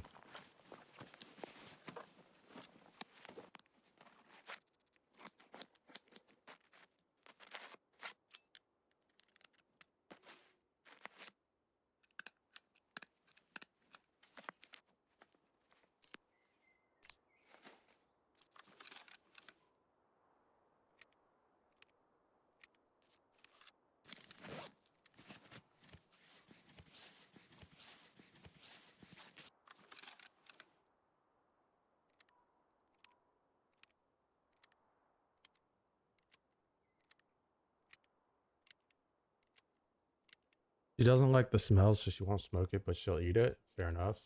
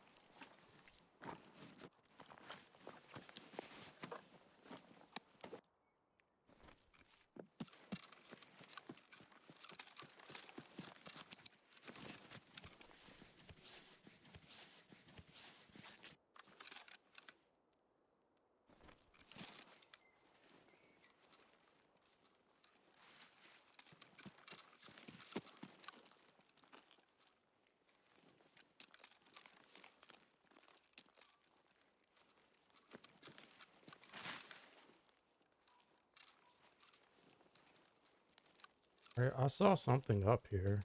It was dead.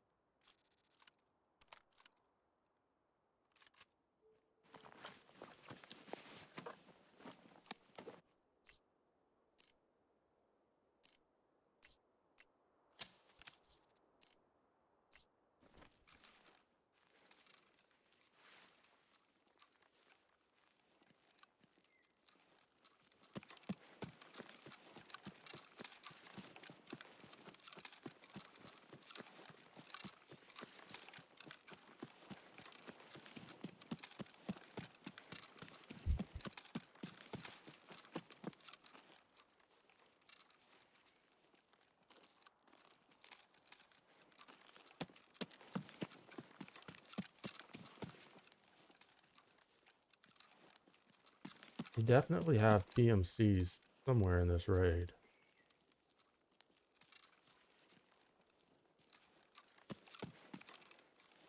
I have a feeling they're further over this way.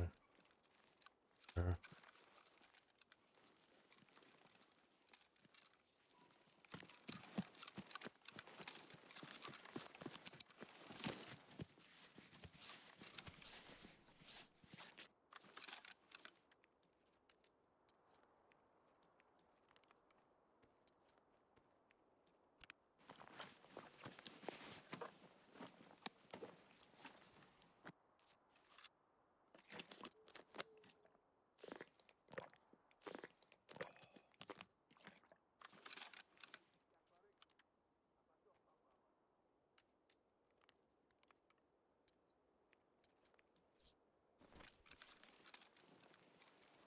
Add chat.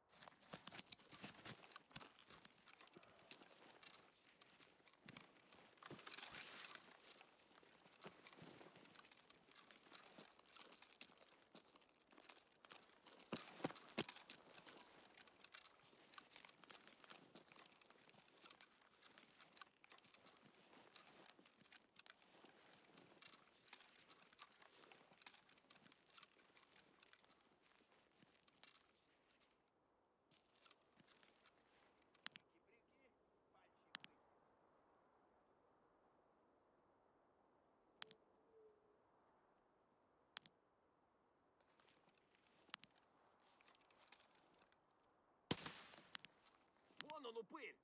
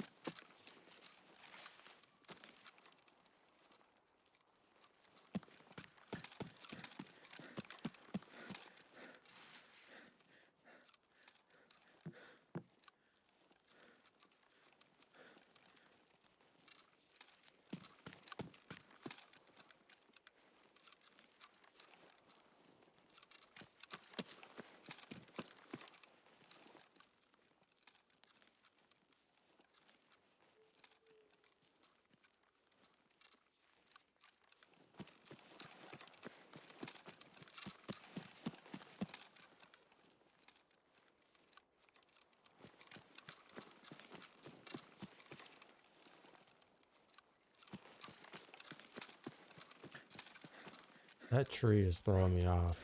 Bush, whatever it is right there.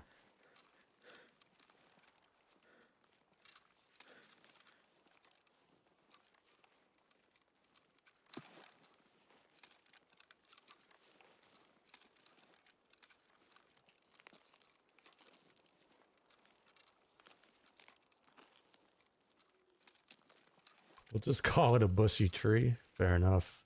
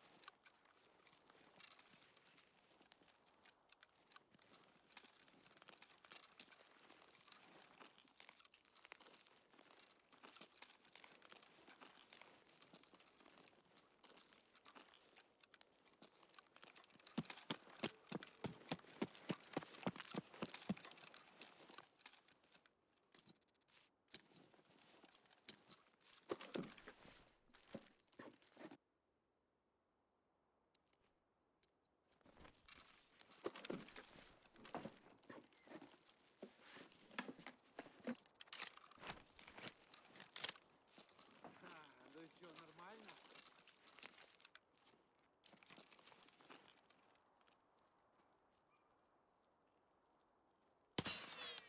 Missed.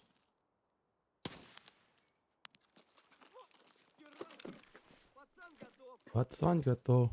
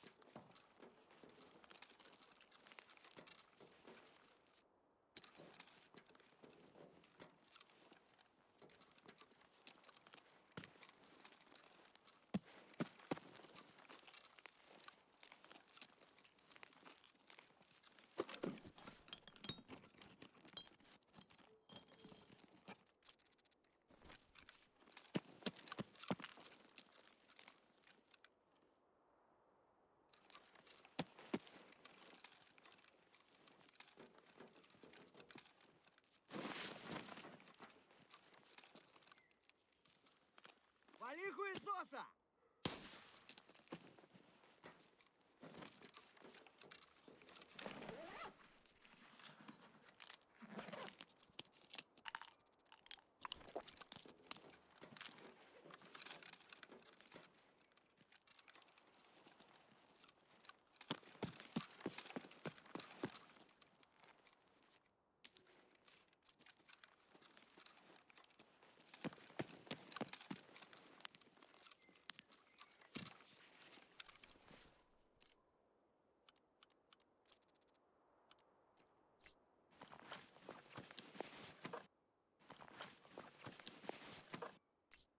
None of them have good ammo.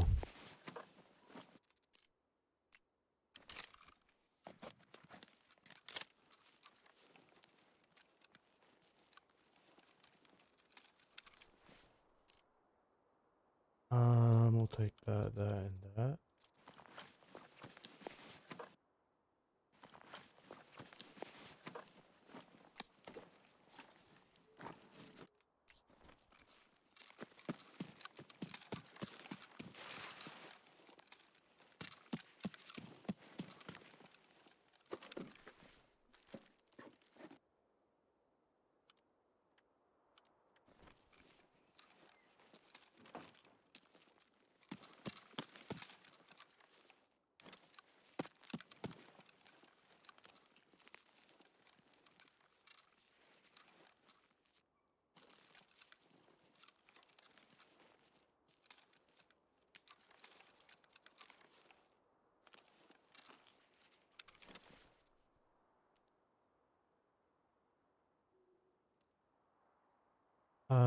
Get rid of that.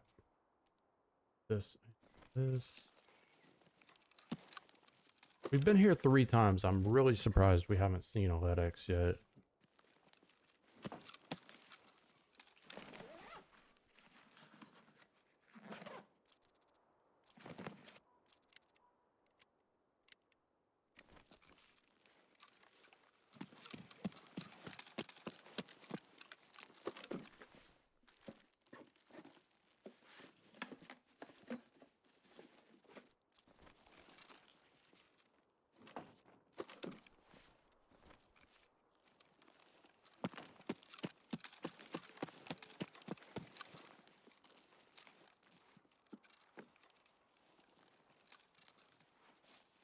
Fucking hell.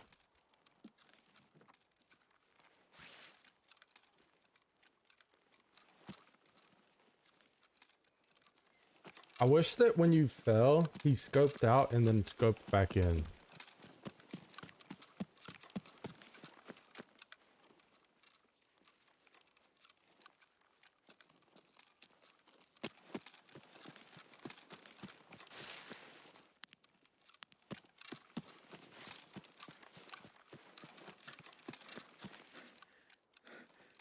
Open.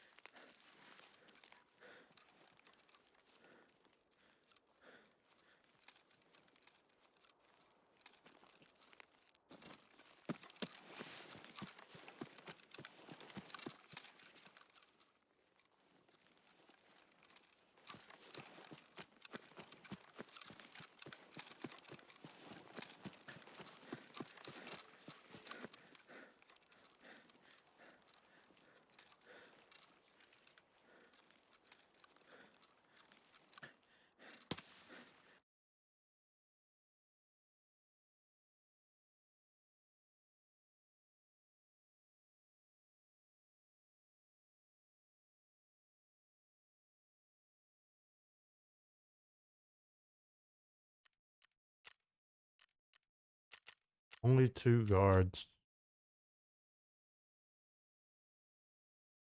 And it seems like there's only a chance of spawns in certain areas to spawn with Raider gear. Not all spawns, or not all scavs spawn with Raider gear.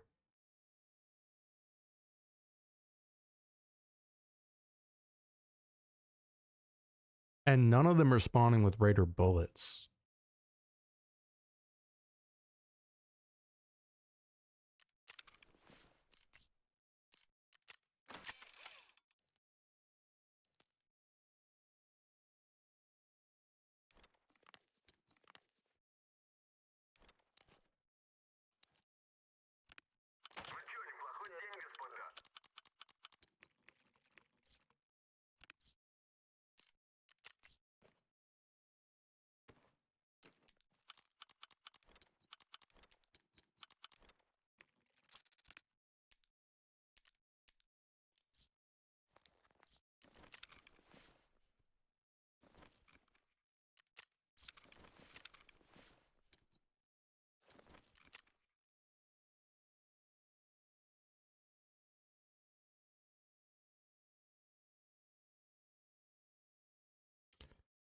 Getting rid of the flea was kind of...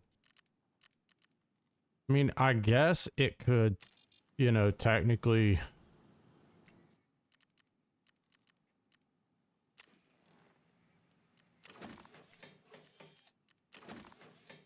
Wait, it's not an immediate... Oh, no, it's almost immediate. 4 minutes. Baby, don't cry.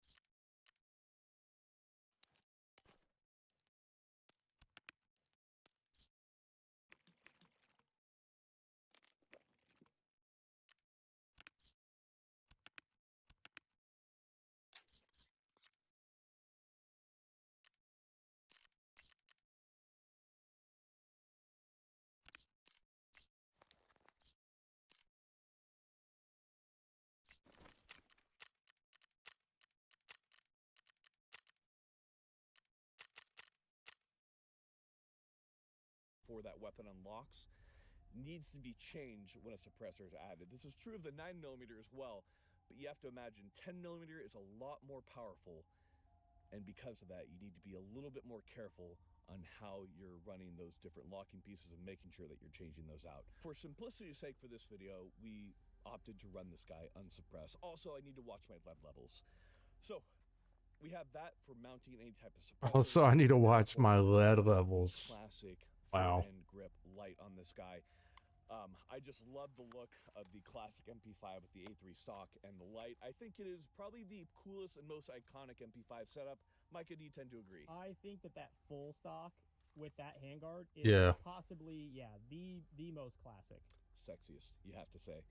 Now, I don't even think we can get this light in the handguard in when it comes Tarkov. to barrels, Can we? obviously, this is chambered in 10mm. What's very interesting about this MP5 variant is that if you know anything about 10mm, you know that 40 caliber or 40 Smith & Wesson is actually just 10mm shortened a little bit.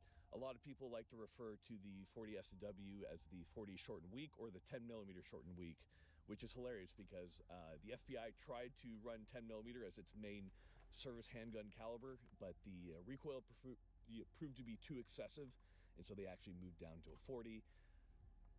That's a little bit of history right there. And how's the 40 doing nowadays, Micah? Not the person that. Oh, the 40. Yeah, 40. The How's- 40. Yeah, That's how it's doing. not well. That's going to anger some people. So, moving back from there, there's a couple interesting notes where the MP5 10mm begins to diverge from your typical MP5 variant.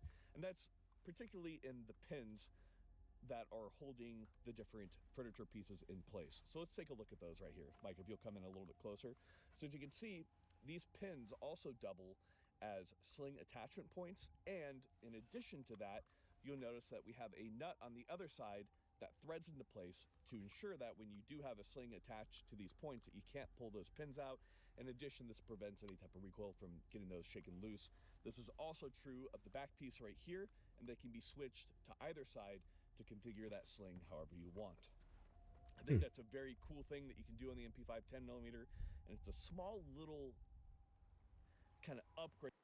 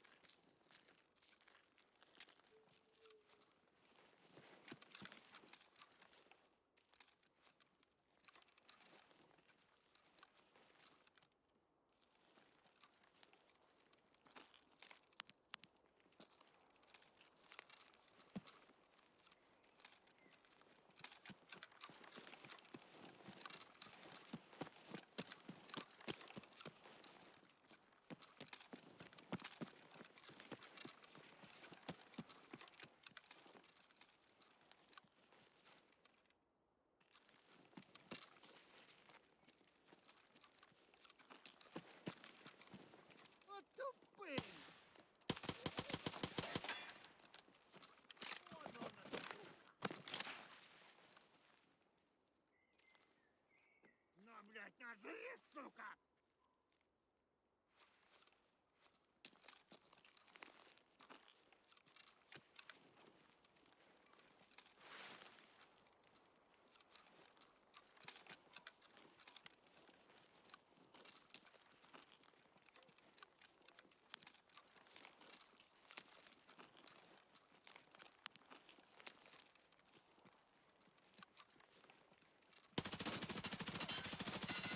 Пиздец!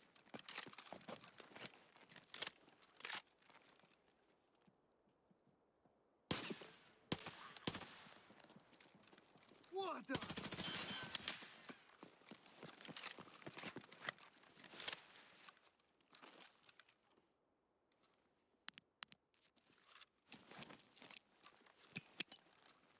Граната тут!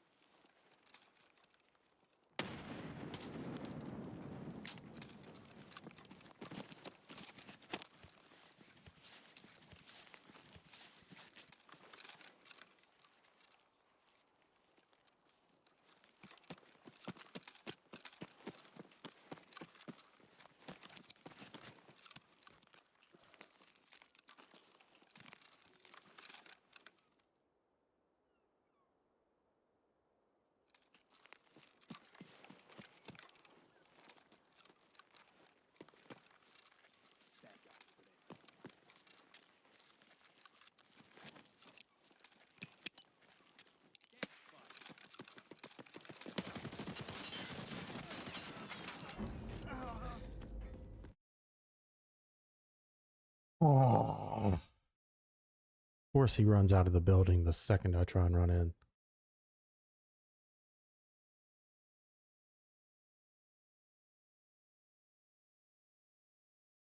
He also didn't calm to the nade. He shot me in the fucking throat with 545 PS.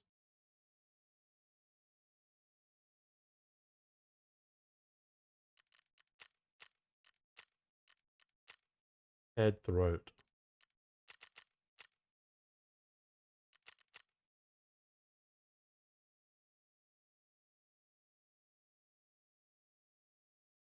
You got your old PS3 out today. Does it still work?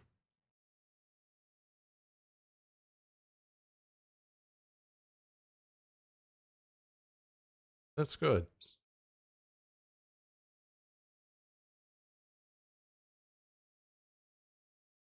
I played a lot of PS3 back in the day. Stop.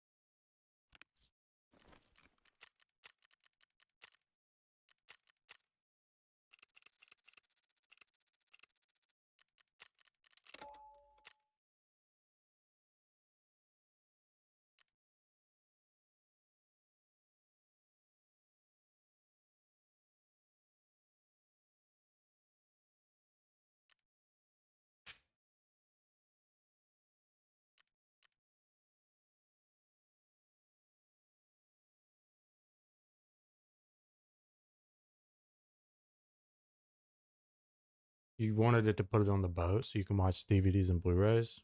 Sounds like a good idea. Did the jailbreak so you can play ROMs? That's awesome. Got a 1 terabyte SSD in it.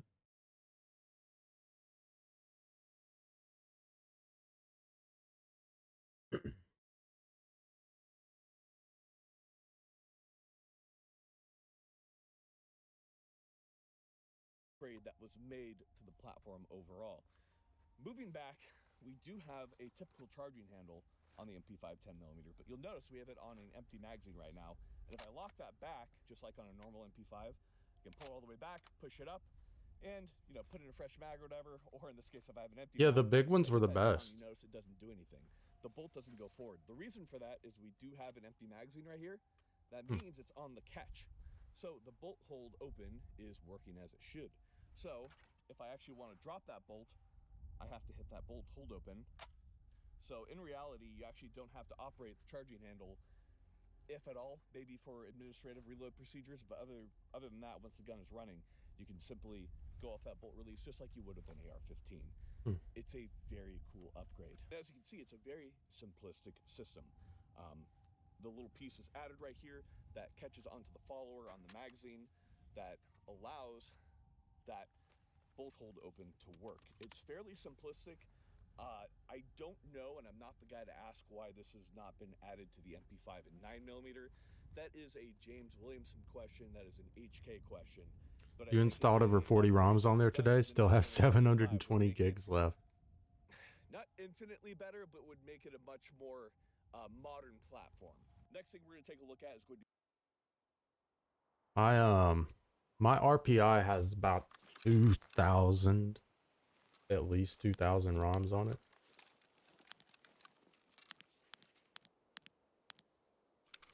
Excuse me? There it is.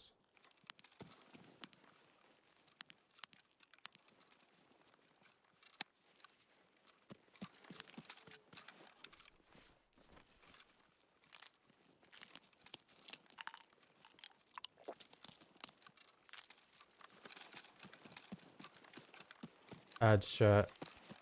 I did not realize they were about to run. I apologize.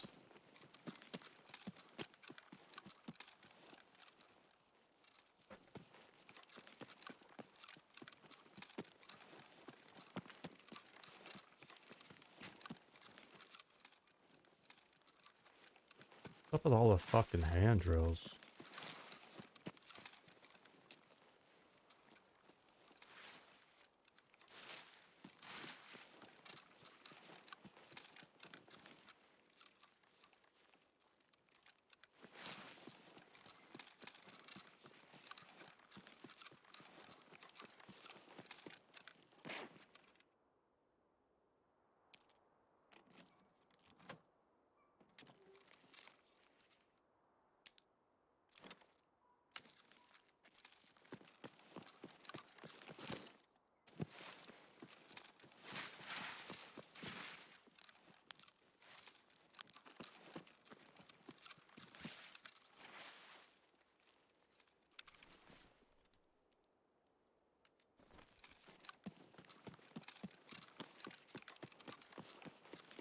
I've seen like 30 hand drills since they started this event.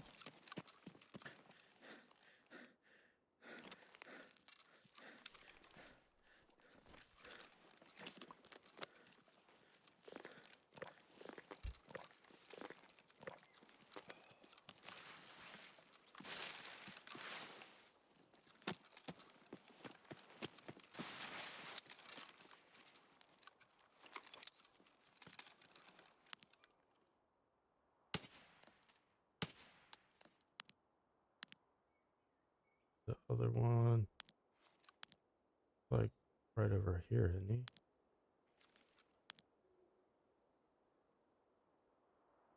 There.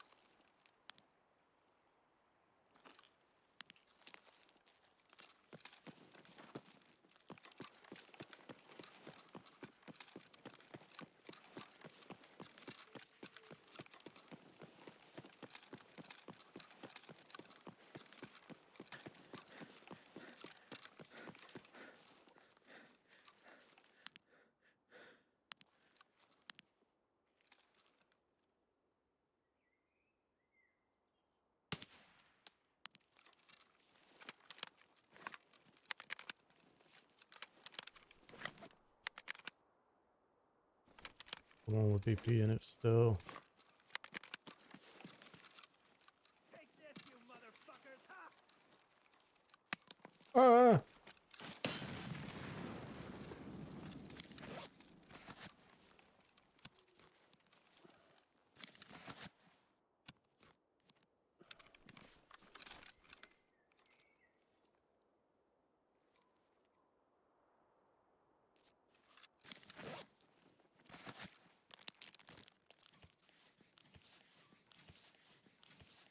You have an Xbox One too, but you didn't want to put it in the boat because it draws too much power. What's the power draw difference?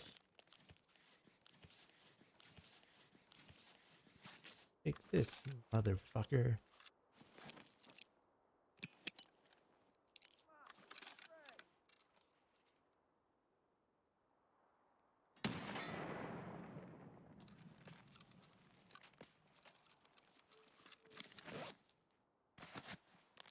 Might as well heal up while I'm safe, right?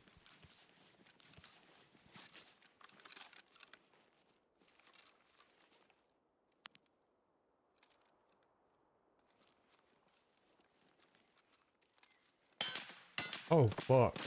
That scared the shit out of me. You fucking cunt!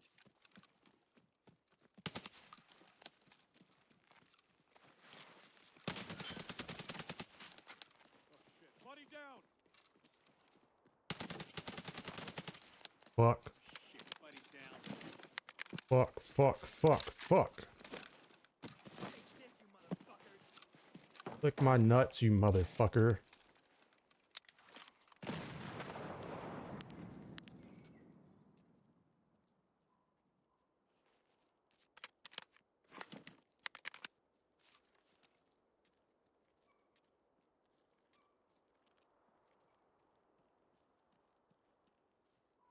We got a bandit.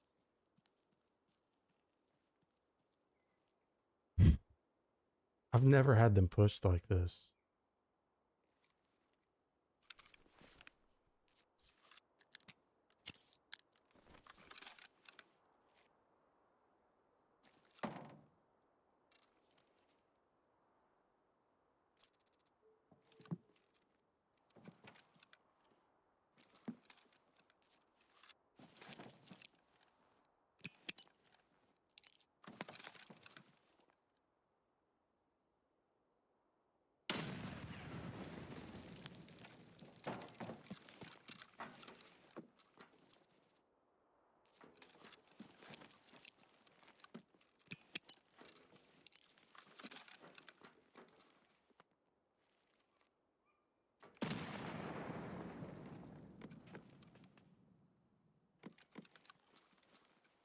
I see a bandit.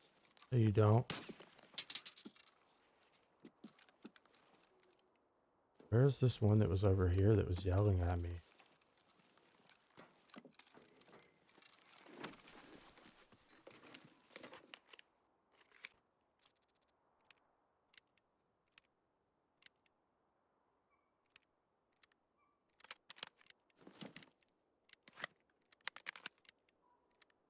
Wow, that is a significant difference.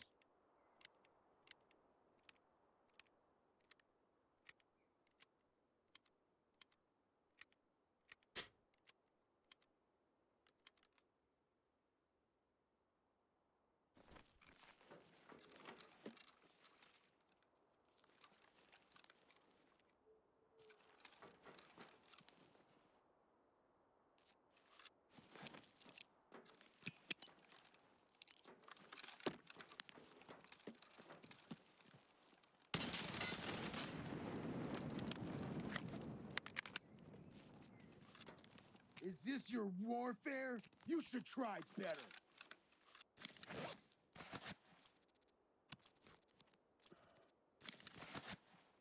PS3 is like the power of a 360. Yeah, fair enough.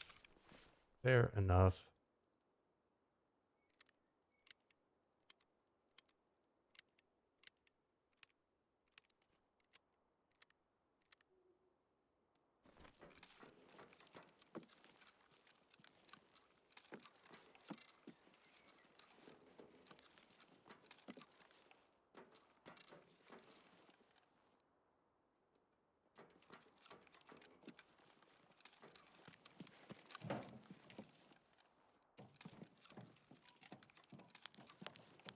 I didn't kill that many, bro.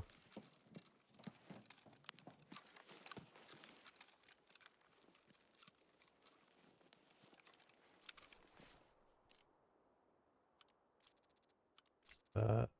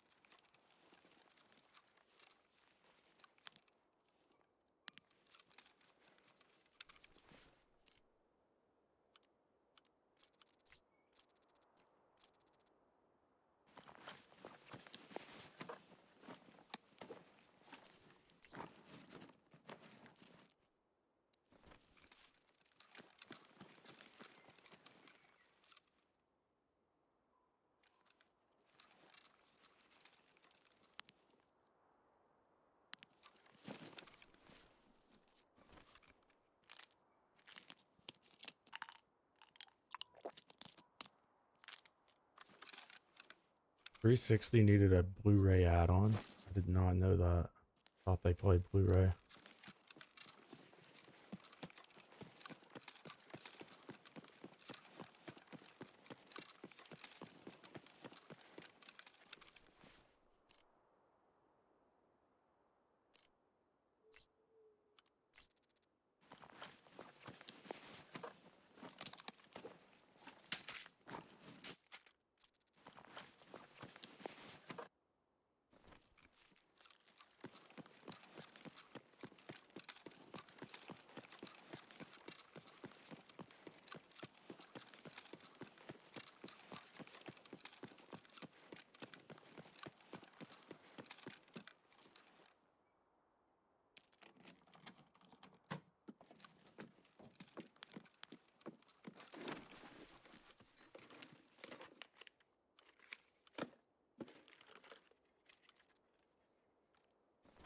This is the worst locked room I've opened today.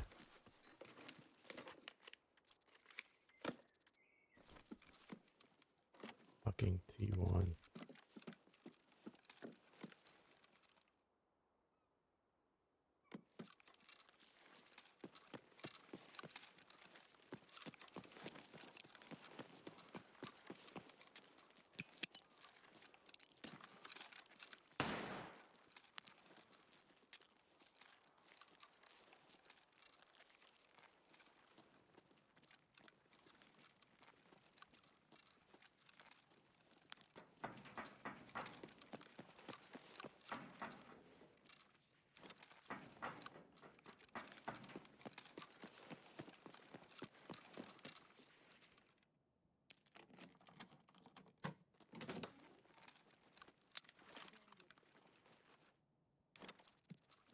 I got your nose.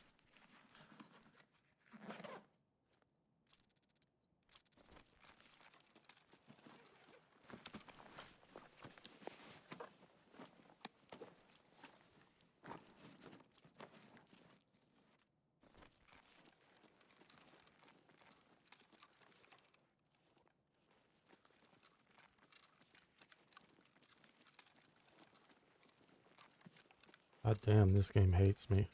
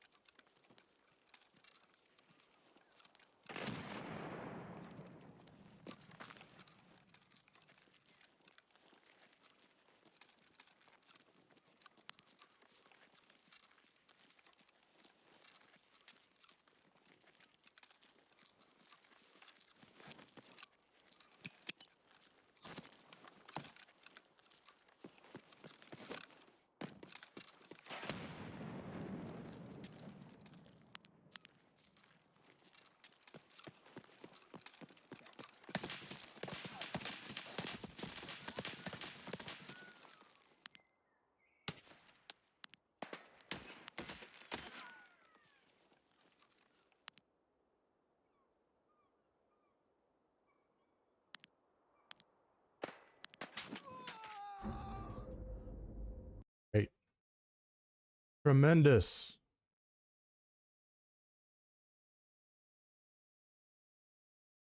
He shot me through that fucking brick wall.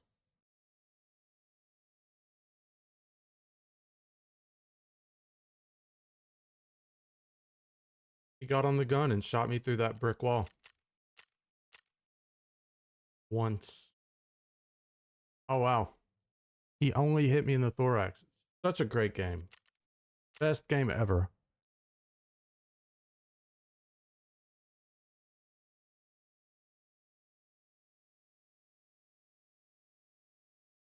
So not only was his full auto all into my thorax, but he also thoraxed me through a fucking wall with a grenade launcher.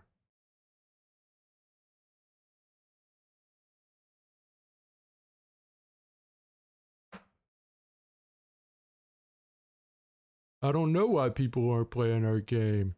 Such a good game.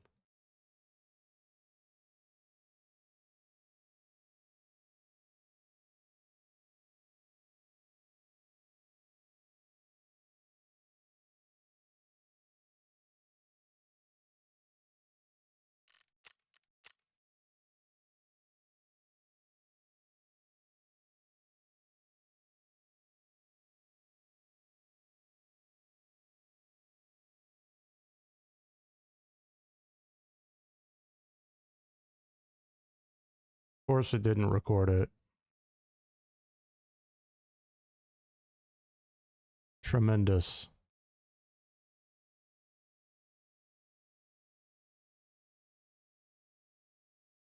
This app sucks dick. It's so hit or miss on whether or not it fucking records the deaths. How did he know? Because he was shooting me.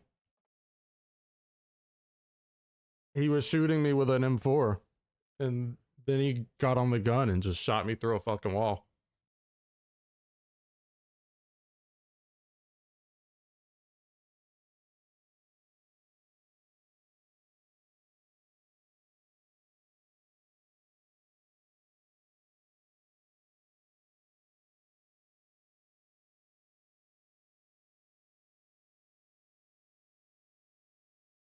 Well.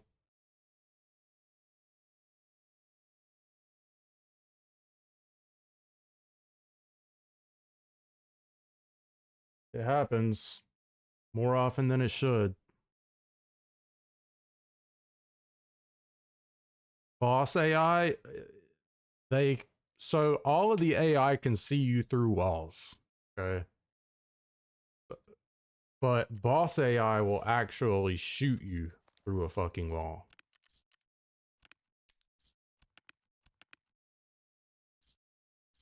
And they just shoot and shoot and shoot until you die. If they can see your box through the wall. Your hitbox.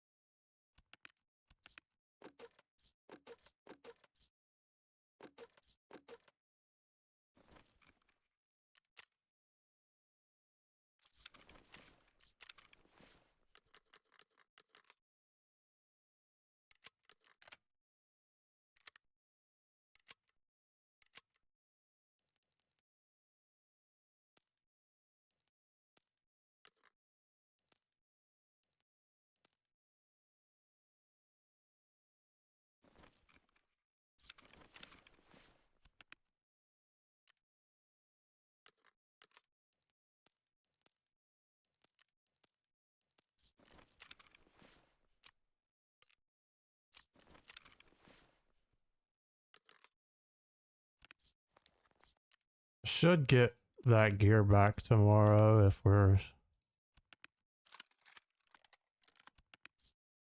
unwiped.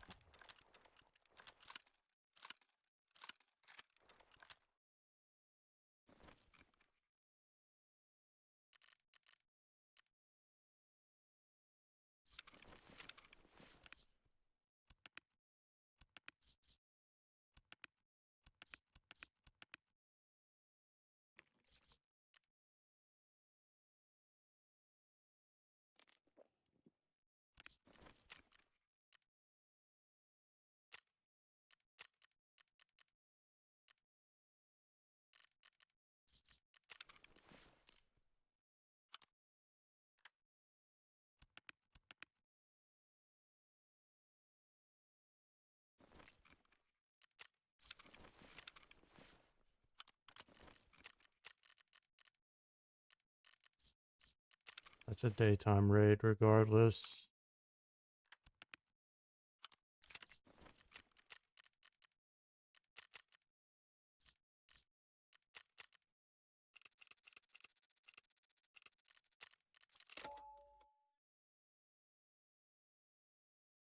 The magazines. So the magazines are quite large because they have to accommodate either 10 millimeter, 357, or 40. So these also fit 357, which is kind of cool. But you'll notice they look fairly similar to the UMP magazine, and indeed there is many precursors in the design for the MP510 going over to the UMP in 40 and the UMP in 45.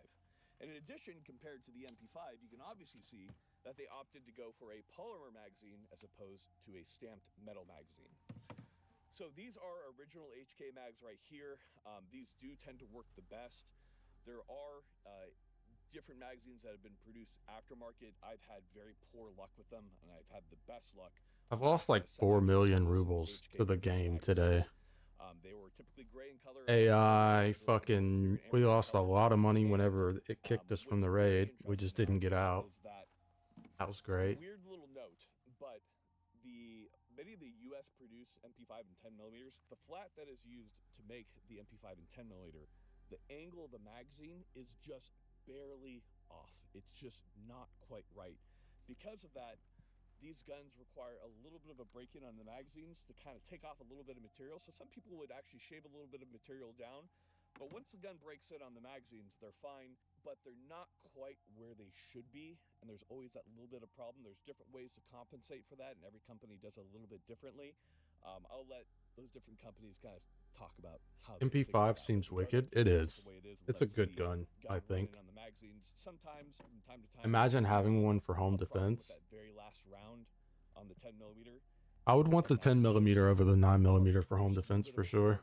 Because of a flaw in the flat piece that is used to make this particular MP5 and 10 millimeter. Now, sighting on the MP510, just like your typical MP5, you have a hooded front sight, and then you have the very awesome drum rear sight. And in this case, we do also have a Picatinny rail added.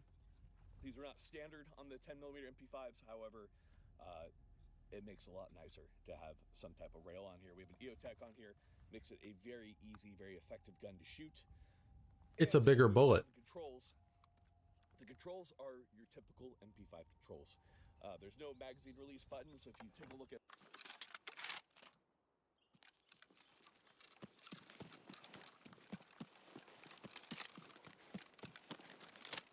It's a more powerful round. It's got better stopping power.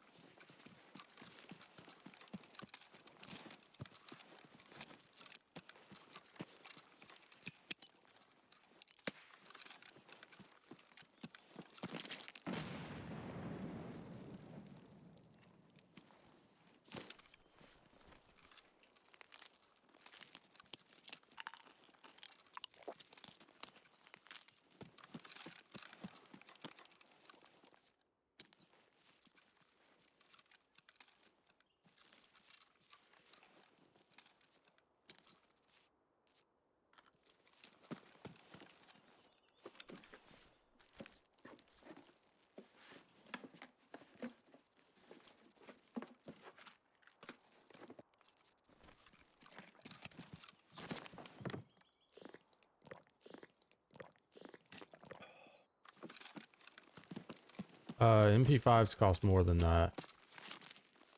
I mean, I'm sure you can get one that's not full auto for that, but to get a legitimate MP5, they're pretty fucking expensive. They're like $40,000-$50,000, I think.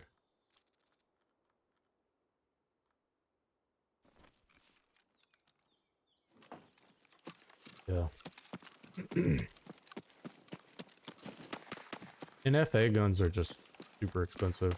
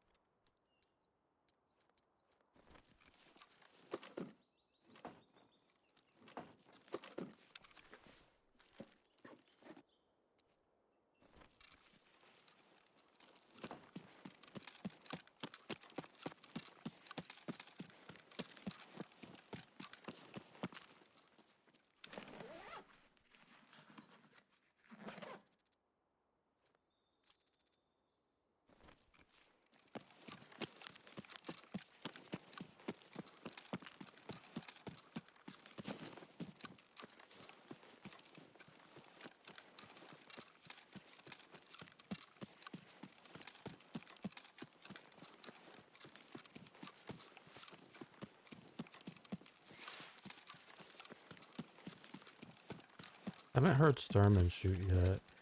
Lots of gunshots, no Sturman.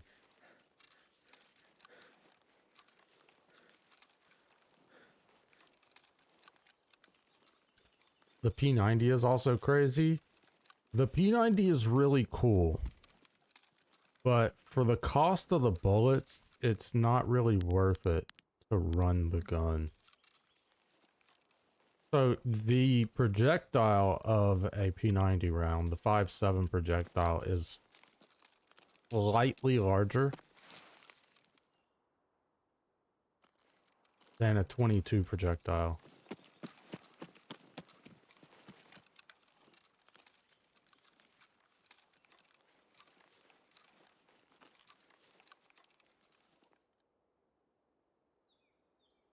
Swear to God, I heard something over there.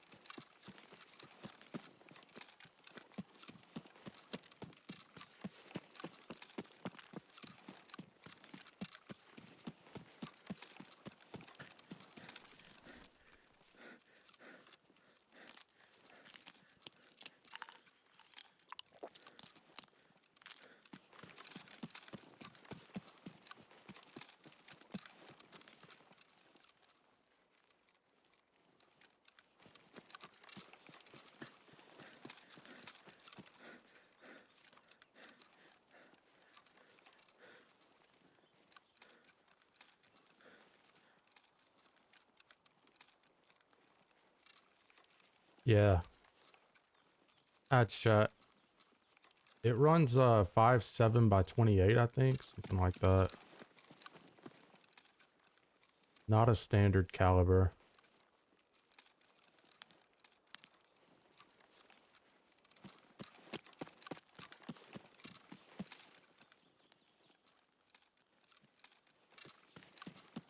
And while it gets good penetration, it doesn't do it doesn't do as good of damage to the body as something like 9mm.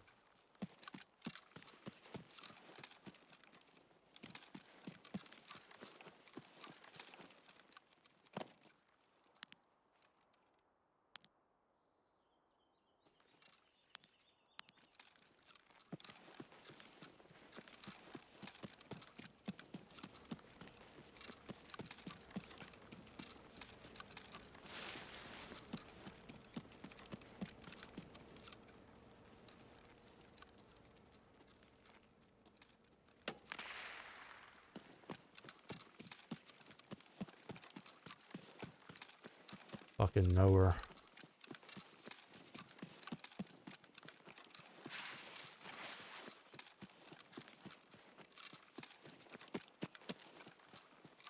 Just reset.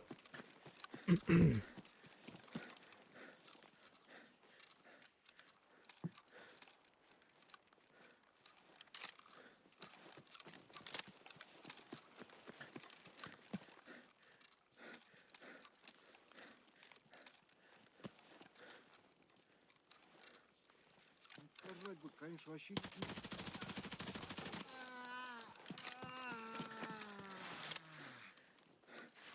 These bullets are not doing the damage I want them to do. I just lagged. It's an SR.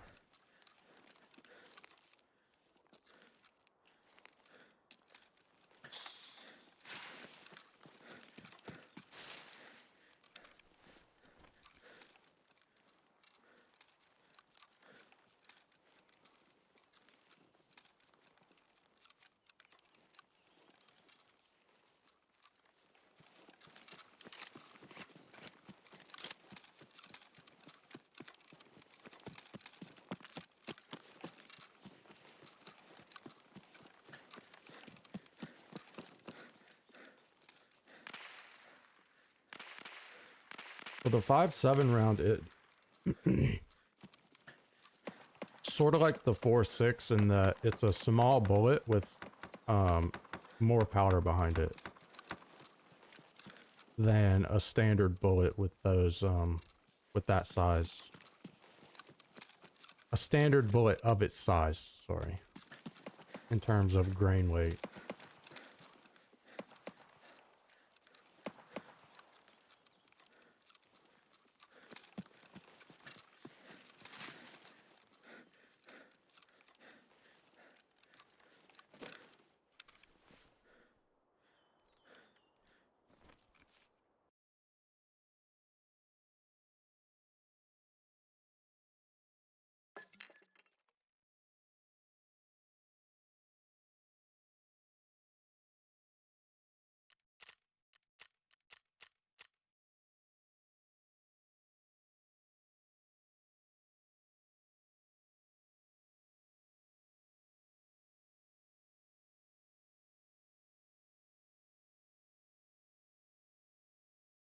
That's the only M4 type rifle that I have. Well, it's an AR.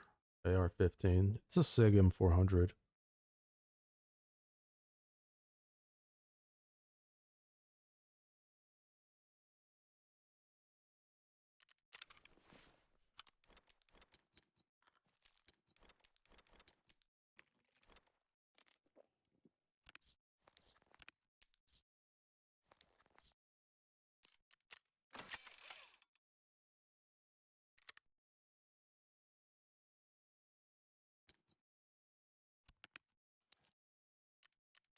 It's the SIG M400 Tread.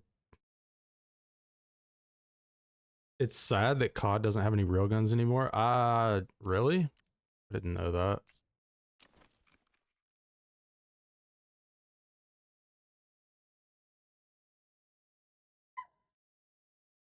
I'll be back. Danielle needs to go outside. She's like crying at me.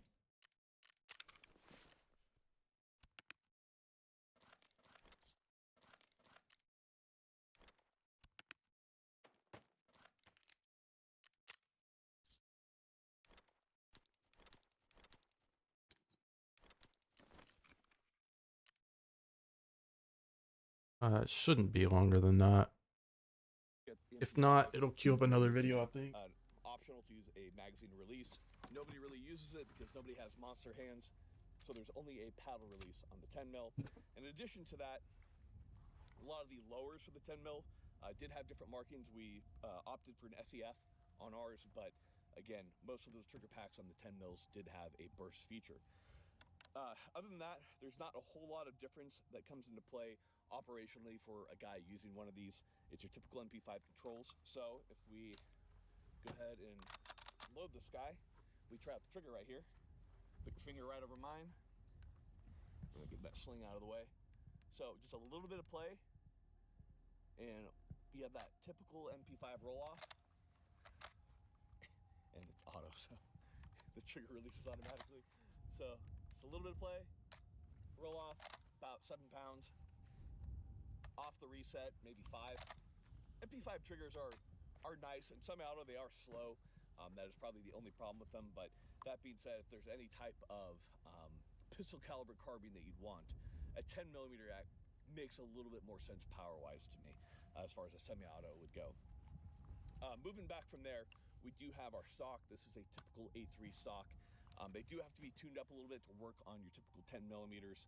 This isn't something where you can simply slap the 9 mil to the 10 mil. You need some different buffers in there to make sure that everything is balanced correctly. The biggest thing for me when it comes to the MP5 and 10 millimeter is you have a slightly slower firing weapon, firing a much more powerful cartridge, but in my mind, just as controllable as the MP5.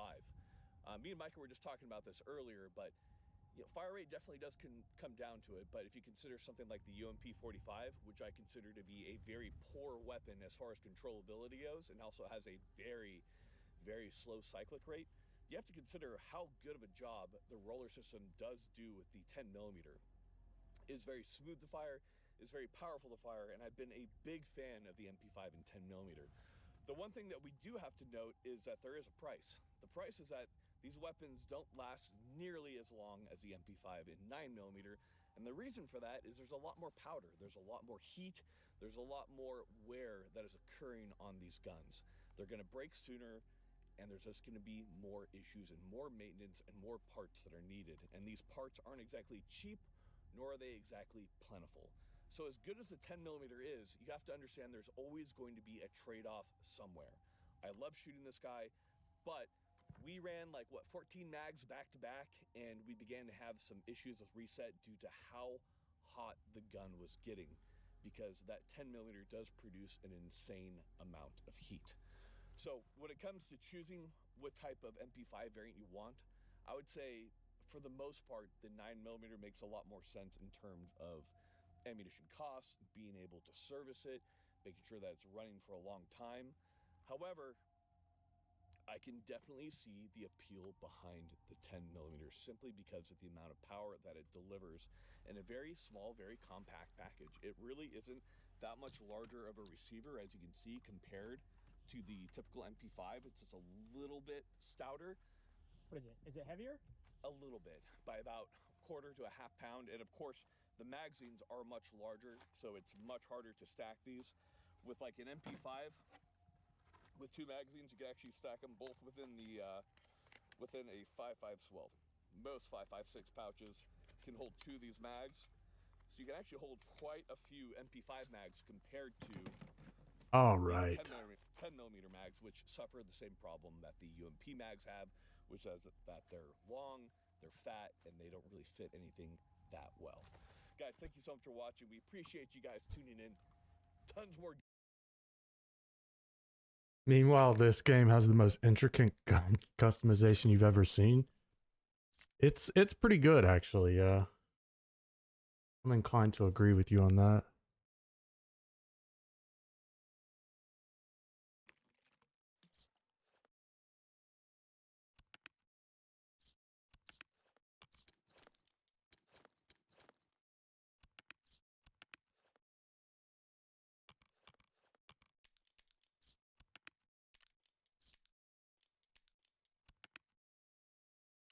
Hold on. I don't need Abdulbos or those.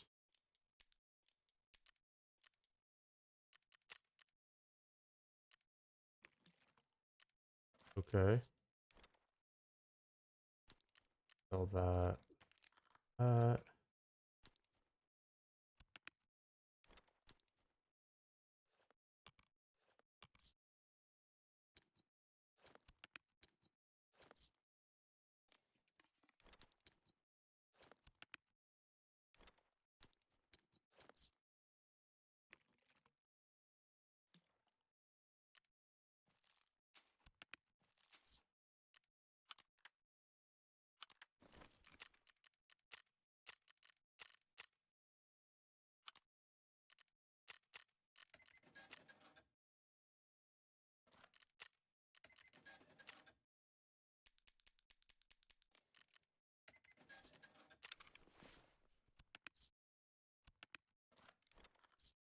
I don't know why I'm putting this shit in there like we're gonna flea market it at the end of stream.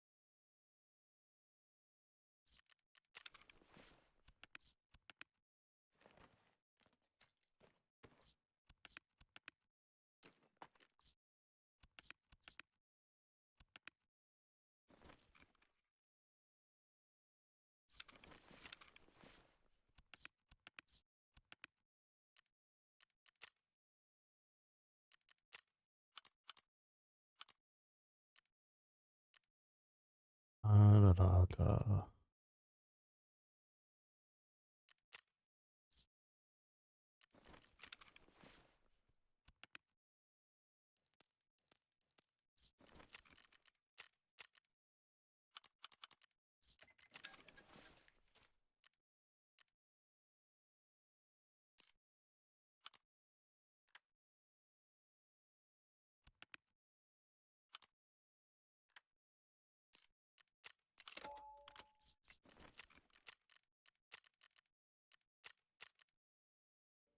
We are at Grand Ram Ranch, declaring a holy war. We're gonna wait for a night raid. Go back to woods.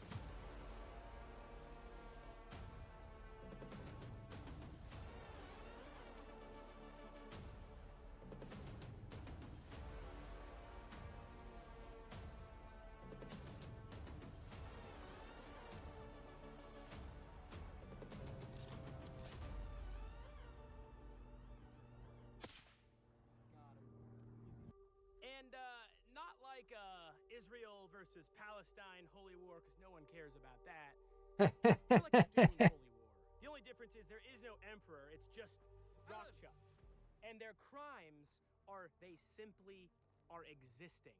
Now, disclaimer, no, I am not simply exterminating them because they exist. I'm exterminating them because there are cows that graze not only on the neighboring properties, but sometimes they get a little lost. Sometimes they come out over here and they're just a little too far from home, and they be breaking their ankles on these big old holes that the rock chucks have infested us with. So I have been tasked with cleansing the holy lands of their existence. Now, to do this, I have none other than the Daniel 308.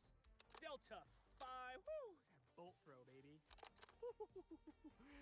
Okay, now, just for some swag points, Daniel Defense was like, look, we got the limited series, okay? It's Gucci, it's sick, it's tight, comes with the Steiner scope, Definitely comes is with the sick. Steiner thermal. It's got that Desert Night camo. You might want to say this is a Night Hunter. If I could come up with something more clever, Dan. You got anything? Yeah, that is a sick gun. The bike was supplied to me by Fast Frontier Mobility, okay? I feel like e-bikes have become kind of a staple for the gun industry. And at first I was like, well, I'm not really like a recce guy. I'm not trying to escape any government. So like, what exactly do I have use for an e-bike? Man, I do not want to walk like a quarter mile from station to station. And if I took my truck, well, then the rock chucks hear me coming. So with these Fair e-bikes, enough. I can go from station to station, super silent, super sneaky. They're not going to know I'm there and I'm going to blow their heads off. If that wasn't already convenient enough, being silent and rolling around. My thing with electric, right, is if shit hits the fan, how are you gonna fucking regularly charge it? You only have so much range. If you need to go further, you literally can't. You suck. And two, the parts. Like, there are millions of dirt bikes, right? And their parts are fairly easily replaceable. Okay. You can't replace the batteries in an electric vehicle or an electric bike. You know what I mean? Like, those have to, after they sit for a few years, they're fucking trash. Around like Lil Wayne used to say. You can't just like go and yoink one out of somebody else's.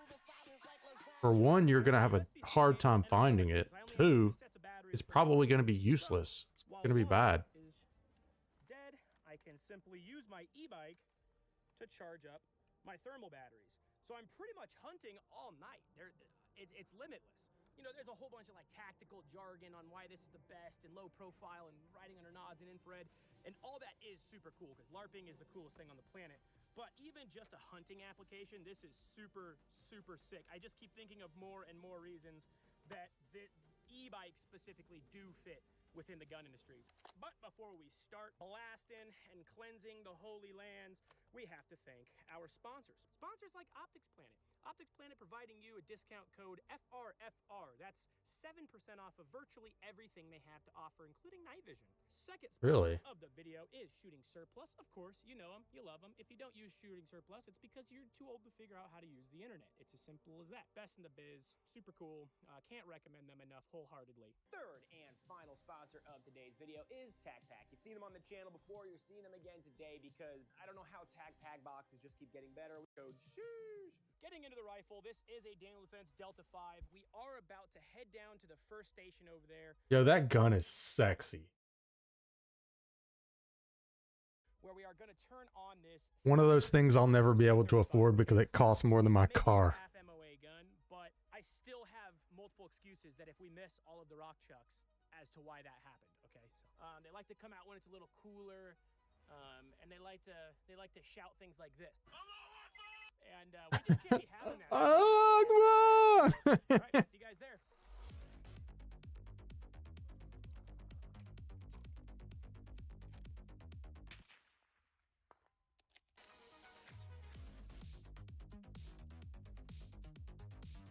Yeah, those holes are not good. Guess I can run into a whole group of turkeys, but not rock chucks.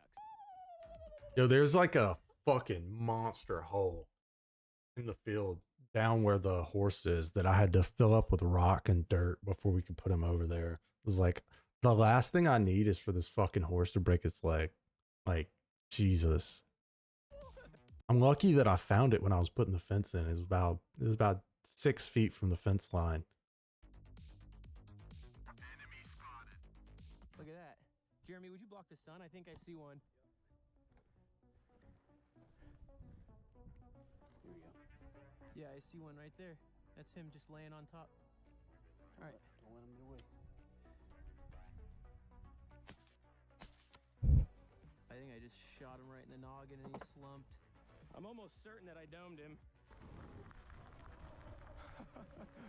Yeah, he slumped. Ah, you just sleeping, dude.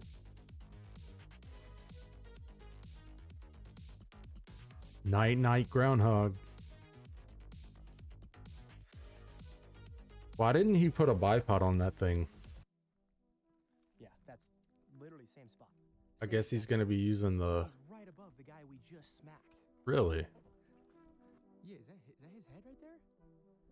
Can you check with the rangefinder? 89 yards, under 100. Wow. Right above the other one. Right above him, right?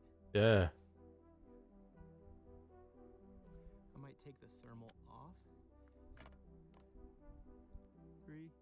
He can differentiate them. Yeah. He's dumb. He's just staying there. Got him. I'm gonna put him out. Yeah. That'll do it.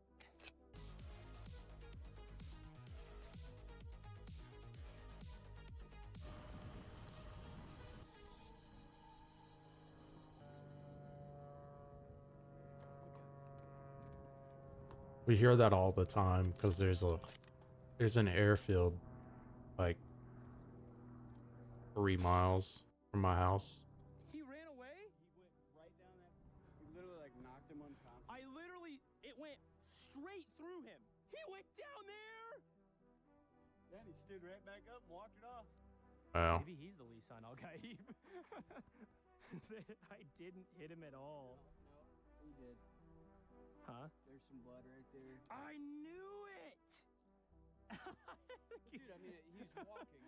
You fire. He slumps. He slumps. You should have kept. You should have Got a kept. second win. Why didn't you shoot him? Well, I wanted you to get it. You know. You know. You're the, I wanted to get a lot more, but honestly, it's like 109 degrees out. I got 4. I've proven the rifle is accurate enough to get, you know, some varmints. It's literally got varmint in the name of the rifle. Got some shots through the thermal, so I think we should be good there. I wanted to get some real life application on the rifle before just sending it on the review. I kind of did like I did with the Holosun video. I went out actually hunting pigs with it and used it at the thermal and all that good stuff. And now I have a lot of thoughts that I probably wouldn't have had about this rifle when it first showed up. So let's go talk about my thoughts, the things that I liked, the things that I didn't like. Overall, I think I had a pretty good experience with it. You know, it's a good gun, it's accurate, it looks sick. The Steiner stuff was awesome. Daniel Defense, I'm sorry that I took off your muzzle brake, but I couldn't wake up the neighbors. That was just not gonna happen. I promise I'll put it back on since this rifle is not mine. So I do not have to say anything nice about it because I have to send it back to Daniel Defense.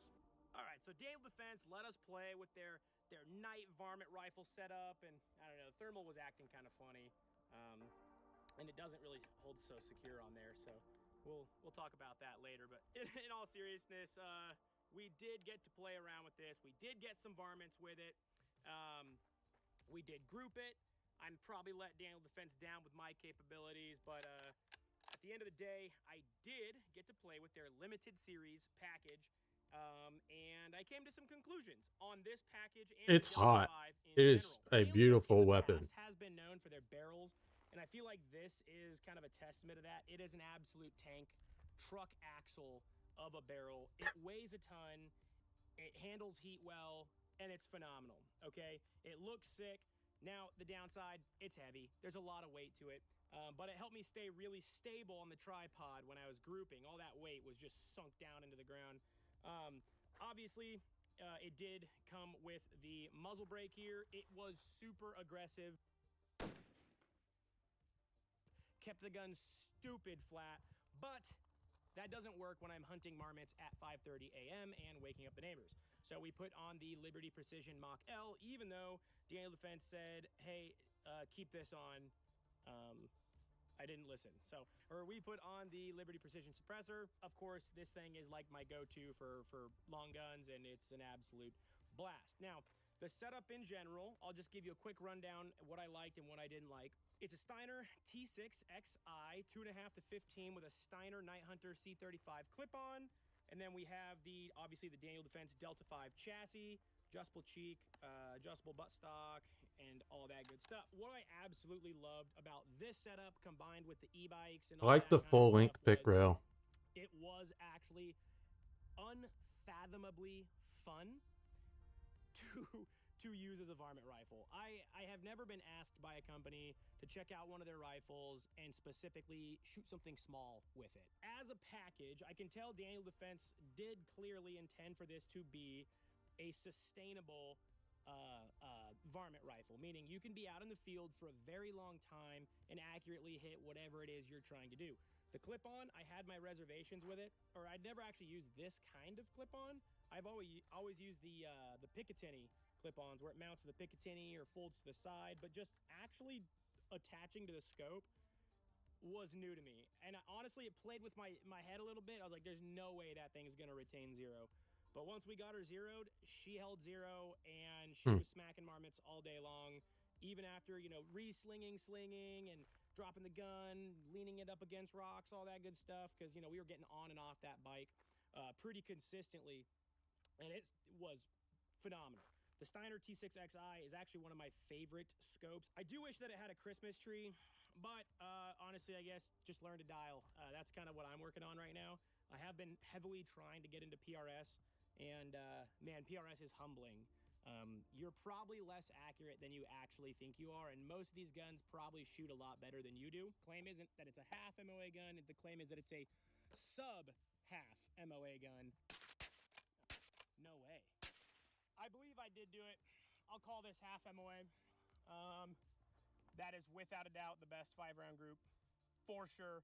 Wow. This was the AAC. All right, we got cameraman Dan's group. That one flyer really, about 1.25 inches, huh? really screwed you. I think that would have been.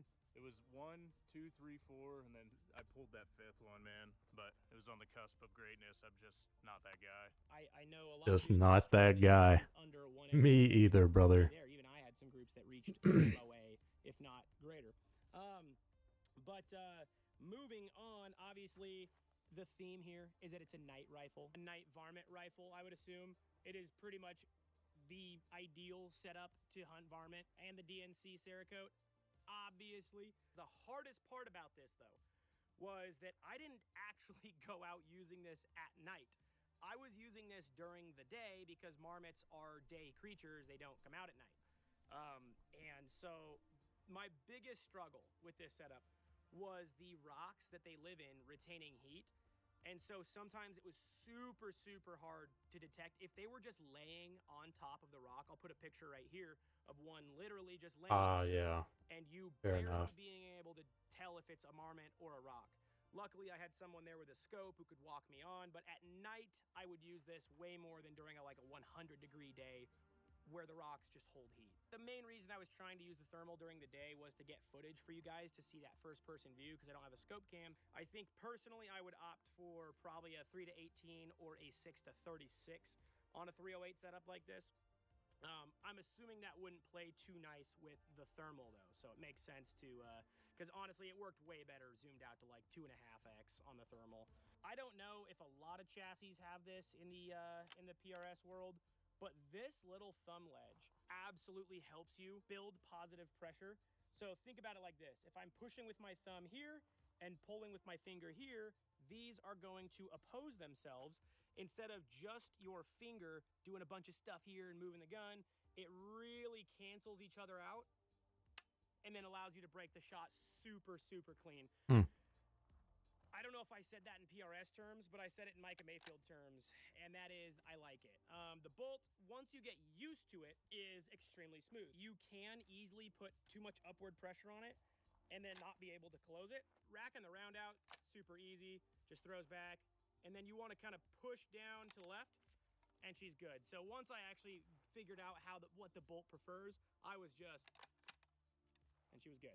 I do love the aesthetics of this gun. I think it's probably one of the sexiest looking. That is an absolutely gorgeous gun. In a long time. Okay. Yeah. I'm obsessed with the Q-Fix and guns like that. This doesn't really give me Q-Fix vibes. It gives me old school Remington MSR vibes. I don't know why. It's probably the way that this rail bridges over the barrel. I love the looks. I think Daniel Defense nailed that. I think the chassis rocks. Once again, she a heavy girl, okay? So, know what you're getting into with the weight. Well, one of the things that really matters to me That's is chat. how well it mag dumps range trash. And if it doesn't do that, then I don't want it.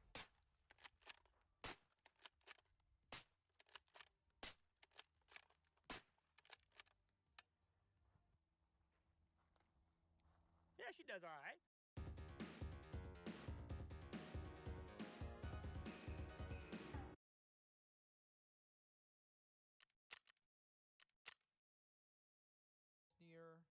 I'll be very likely doing the scab rep grind at the start of the wipe again. I'll tell you guys the brief story that how you can grind your repetition quick. Right now, car extract has been nerfed from 0.4 to 0.2. They basically have the repetition gain you can get from car extract, so it is still recommended, but it's not going to be as quick as 4 on the last wipe. So I recommend you guys to do the co-op extracts a lot more. It got easier since they added the co-op extract range to be bigger to prevent the extract campers. For example, the biggest one is definitely interchange. Interchange has increased its radius of extraction point a lot. So if you just randomly make a sound on interchange co-op extract point, AI scabs will come to investigate with you, and then you will get to co-op extract right away. And Really? it's super easy. Okay, there are a total of 7 maps for co-op extract and car extract, both of them. There are car extracts, which is Ground Zero, which has 100% spawn chance for the cars. Streets of Tarkov, very low chance of car extract spawn, sadly. Wars, 100% spawn, car extract spawn. Customs, like 50% spawn chance of it. And Interchange, like 50% chance of it.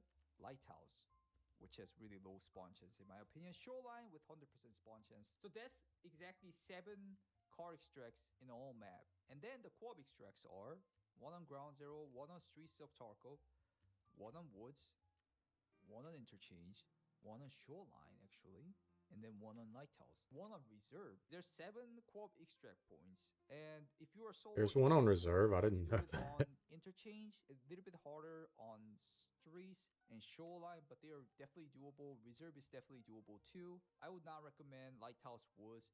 Ground Zero is kind of doable. I'll show you guys all the videos, all the clips about it, where the co-op extract is and how you do it. There's total of 7 co-op extract points that you can use, and 3 of them are super easy and 2 of them are doable, and 2 of them are almost impossible to do, which I do not recommend you guys to do. Yeah. Anyways, how you can do it is, first of all, using the acid green flare. It's a flare which makes every AIs to be friendly to you with a certain radius.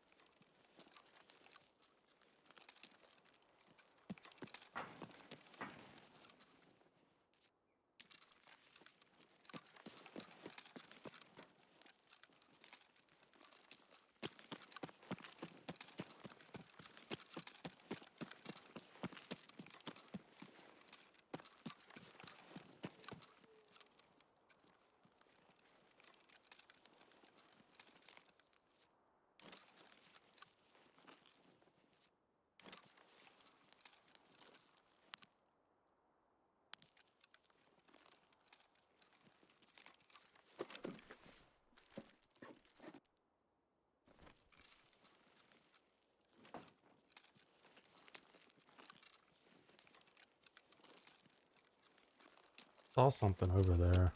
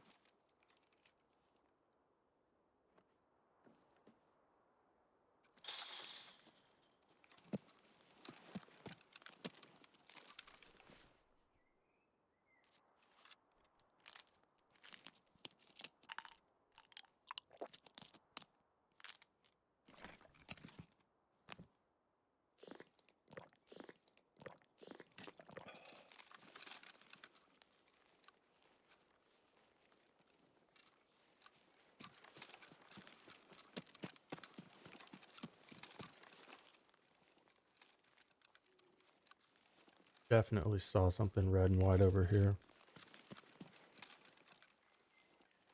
Could have been a scab, but I don't think it was. I think it was the person that spawned over here walking along this bottom line.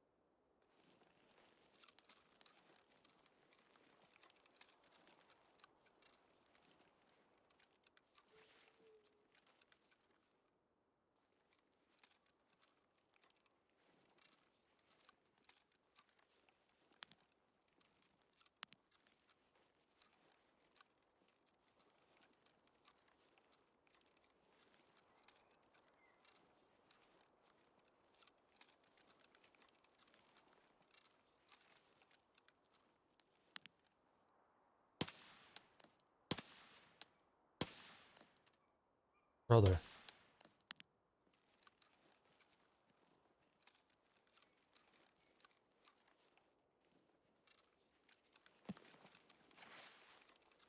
I'm not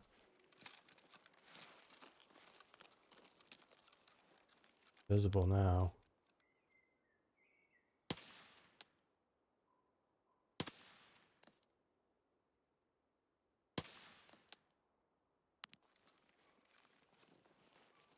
Why am I shaking like that?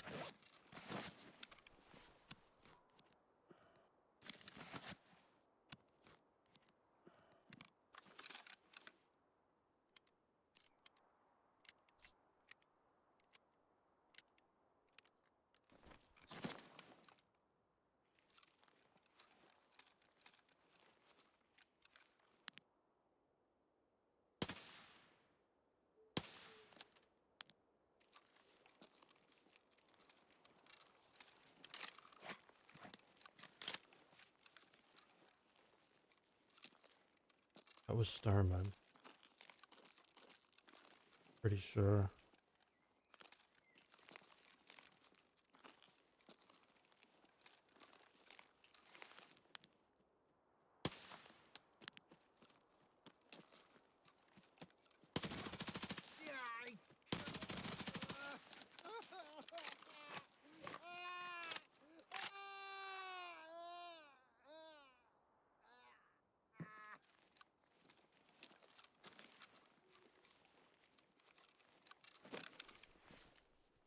Reload the magazines.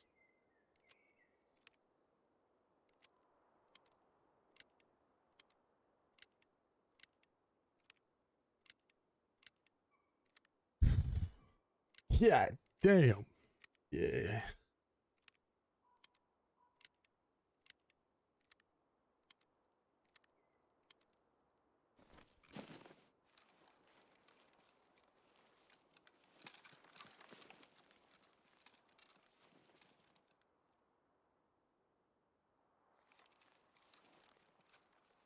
This.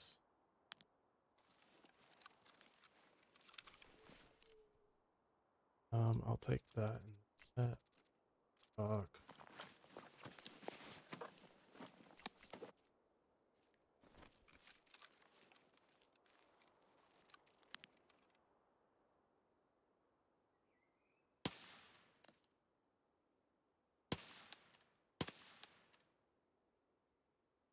Can't get a good shot off.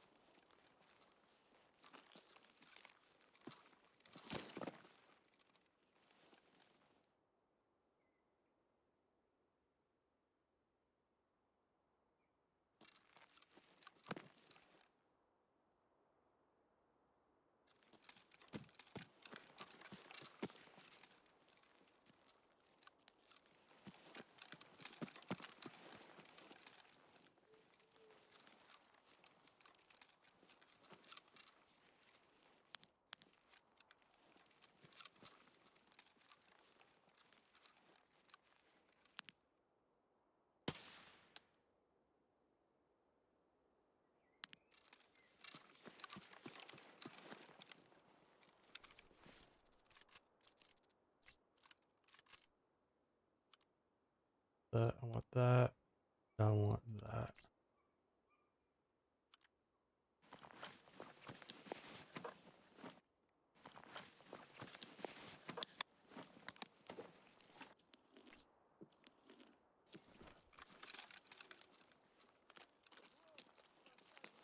Whoa.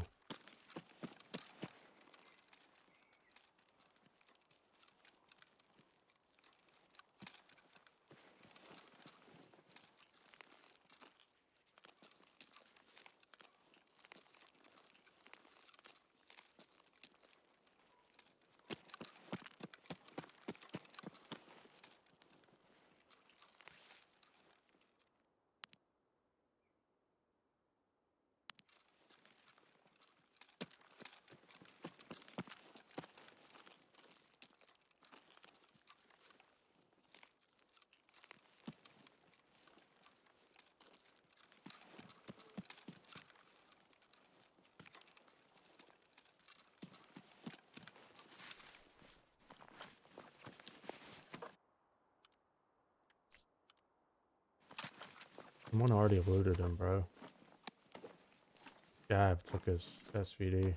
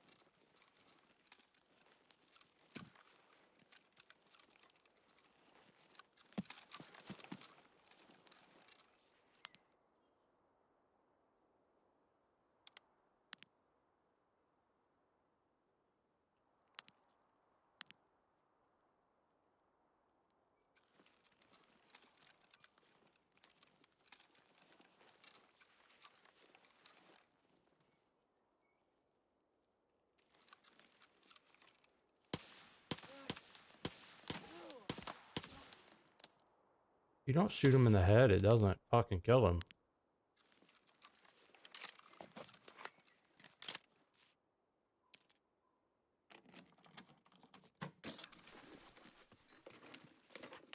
Fucking hell. Get in there.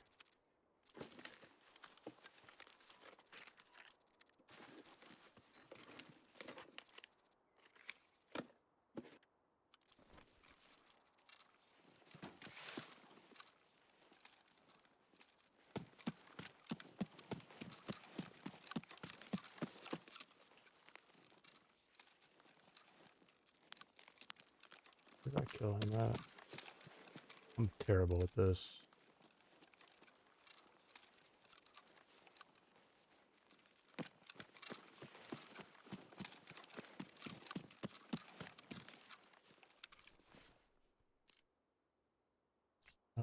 Da.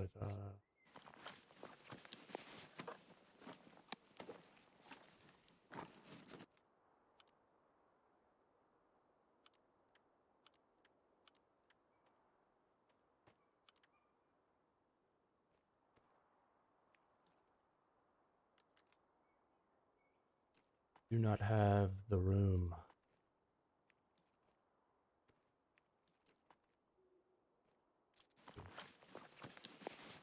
I lied.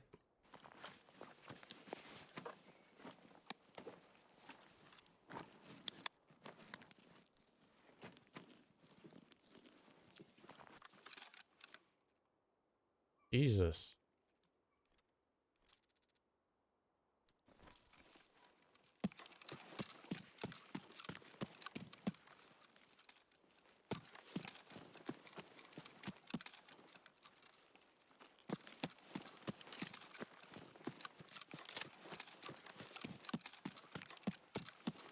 So heavy, it's not even funny.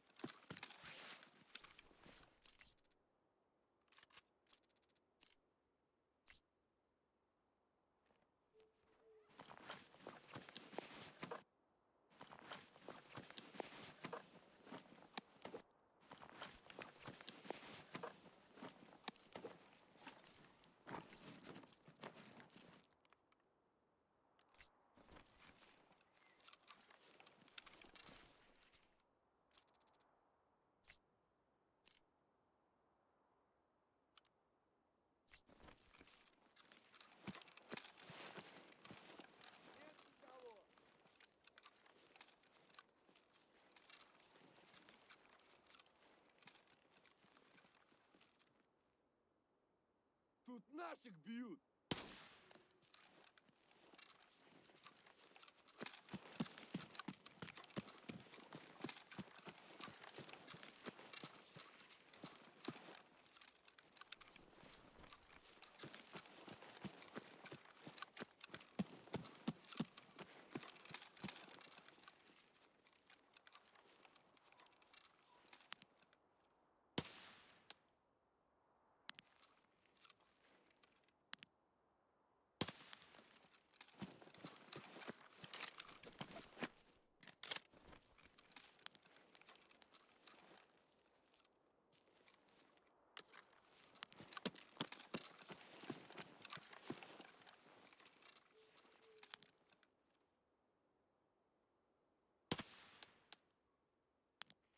God damn.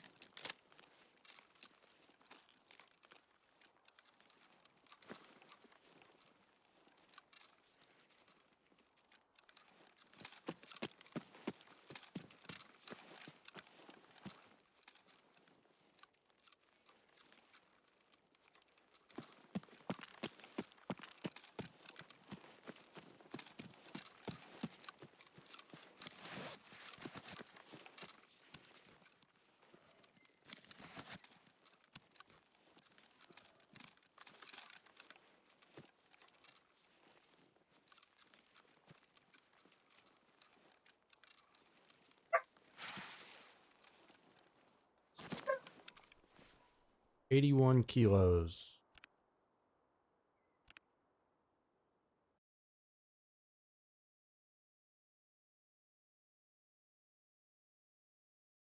Was a good raid. Thought there was at least one player in that raid with me, but undoubtedly there were not.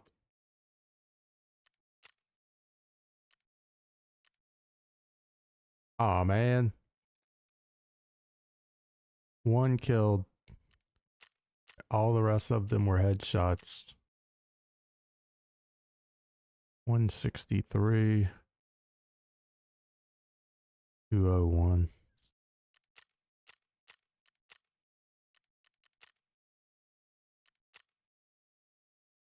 Or what about me?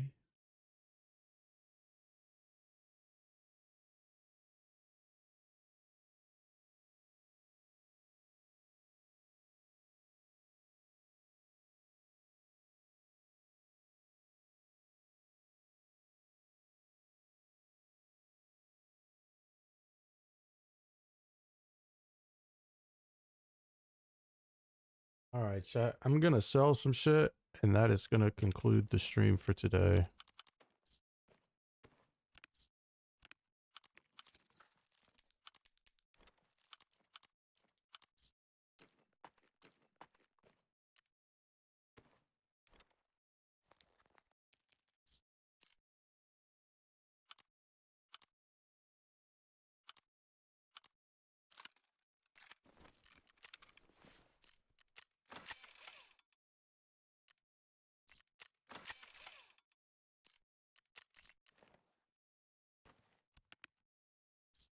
Woof.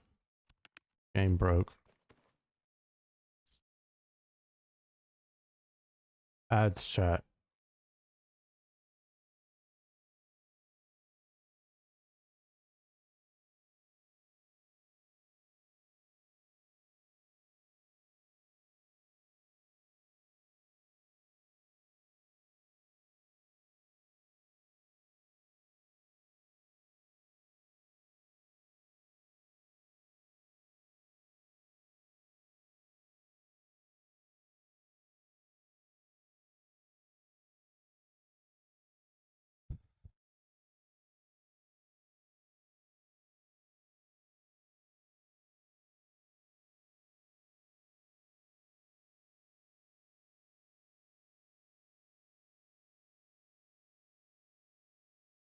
We got a TT, well, 2 level 6 armors, 1 an armored rig, and a level 5 armored rig out of that raid. but not half bad. As well as a Riz, the U-Lock.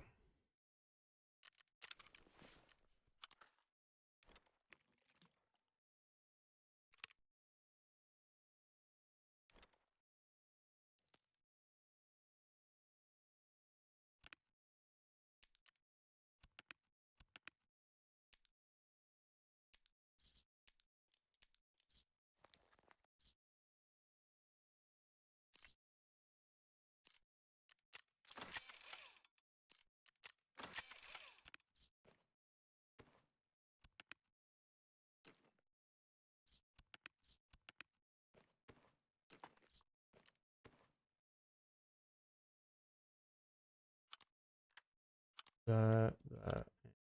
We can put that on there. Where did that muzzle brake go? There we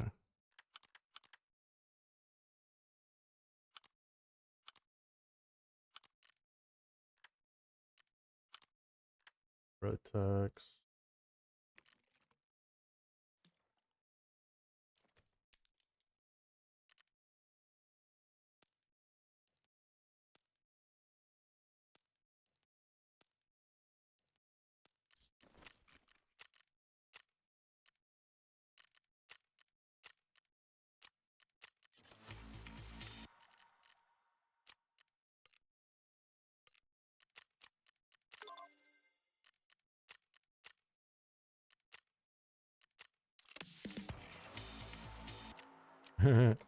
That's hilarious.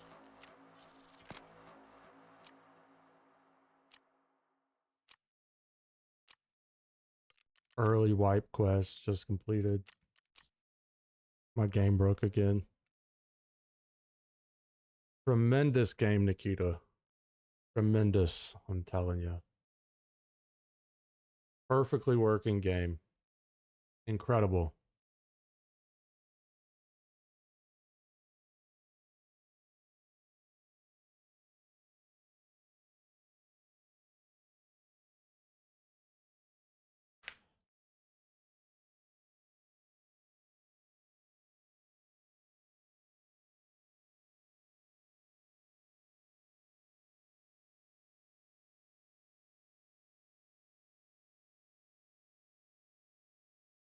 I guess you got to do everything at a snail's pace or it breaks the fucking menus.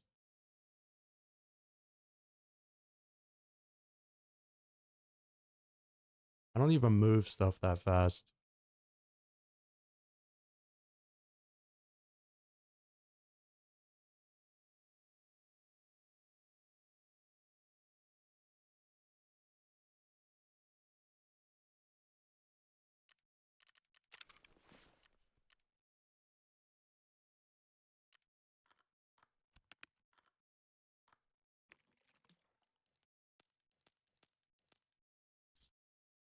It's still lagging.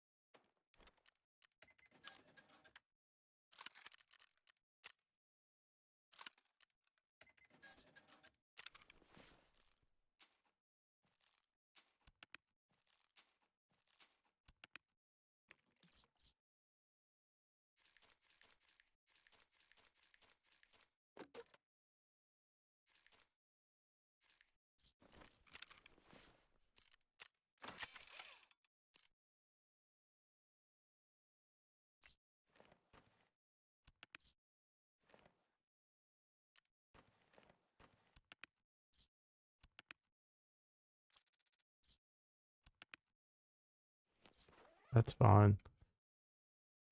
Sell. Don't have anything to sell.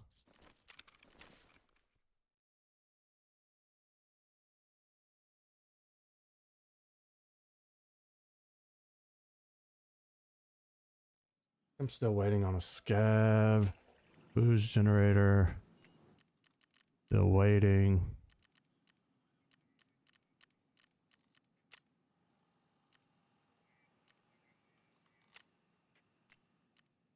Sure. Why not?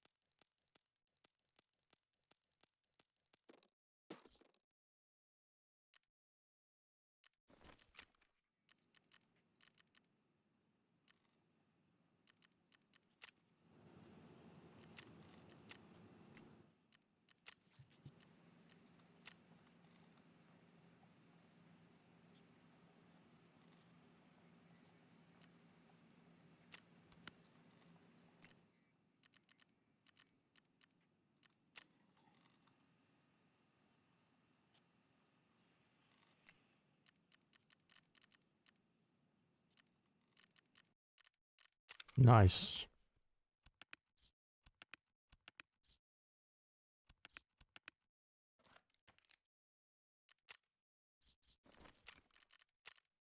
Let me get one of these.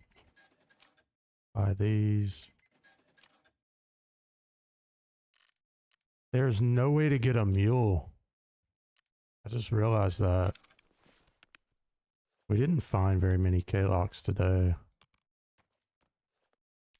I think we only found one or two.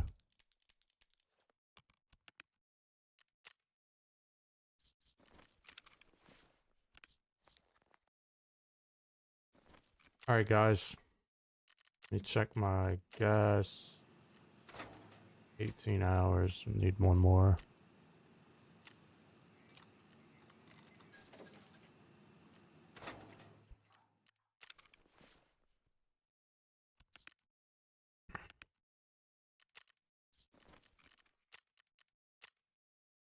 That is going to conclude the stream for today. I appreciate everybody that stopped by and hung out. Tomorrow we will pick back up on the easy fence or the easy scav fence reputation video by Very Bad Scav.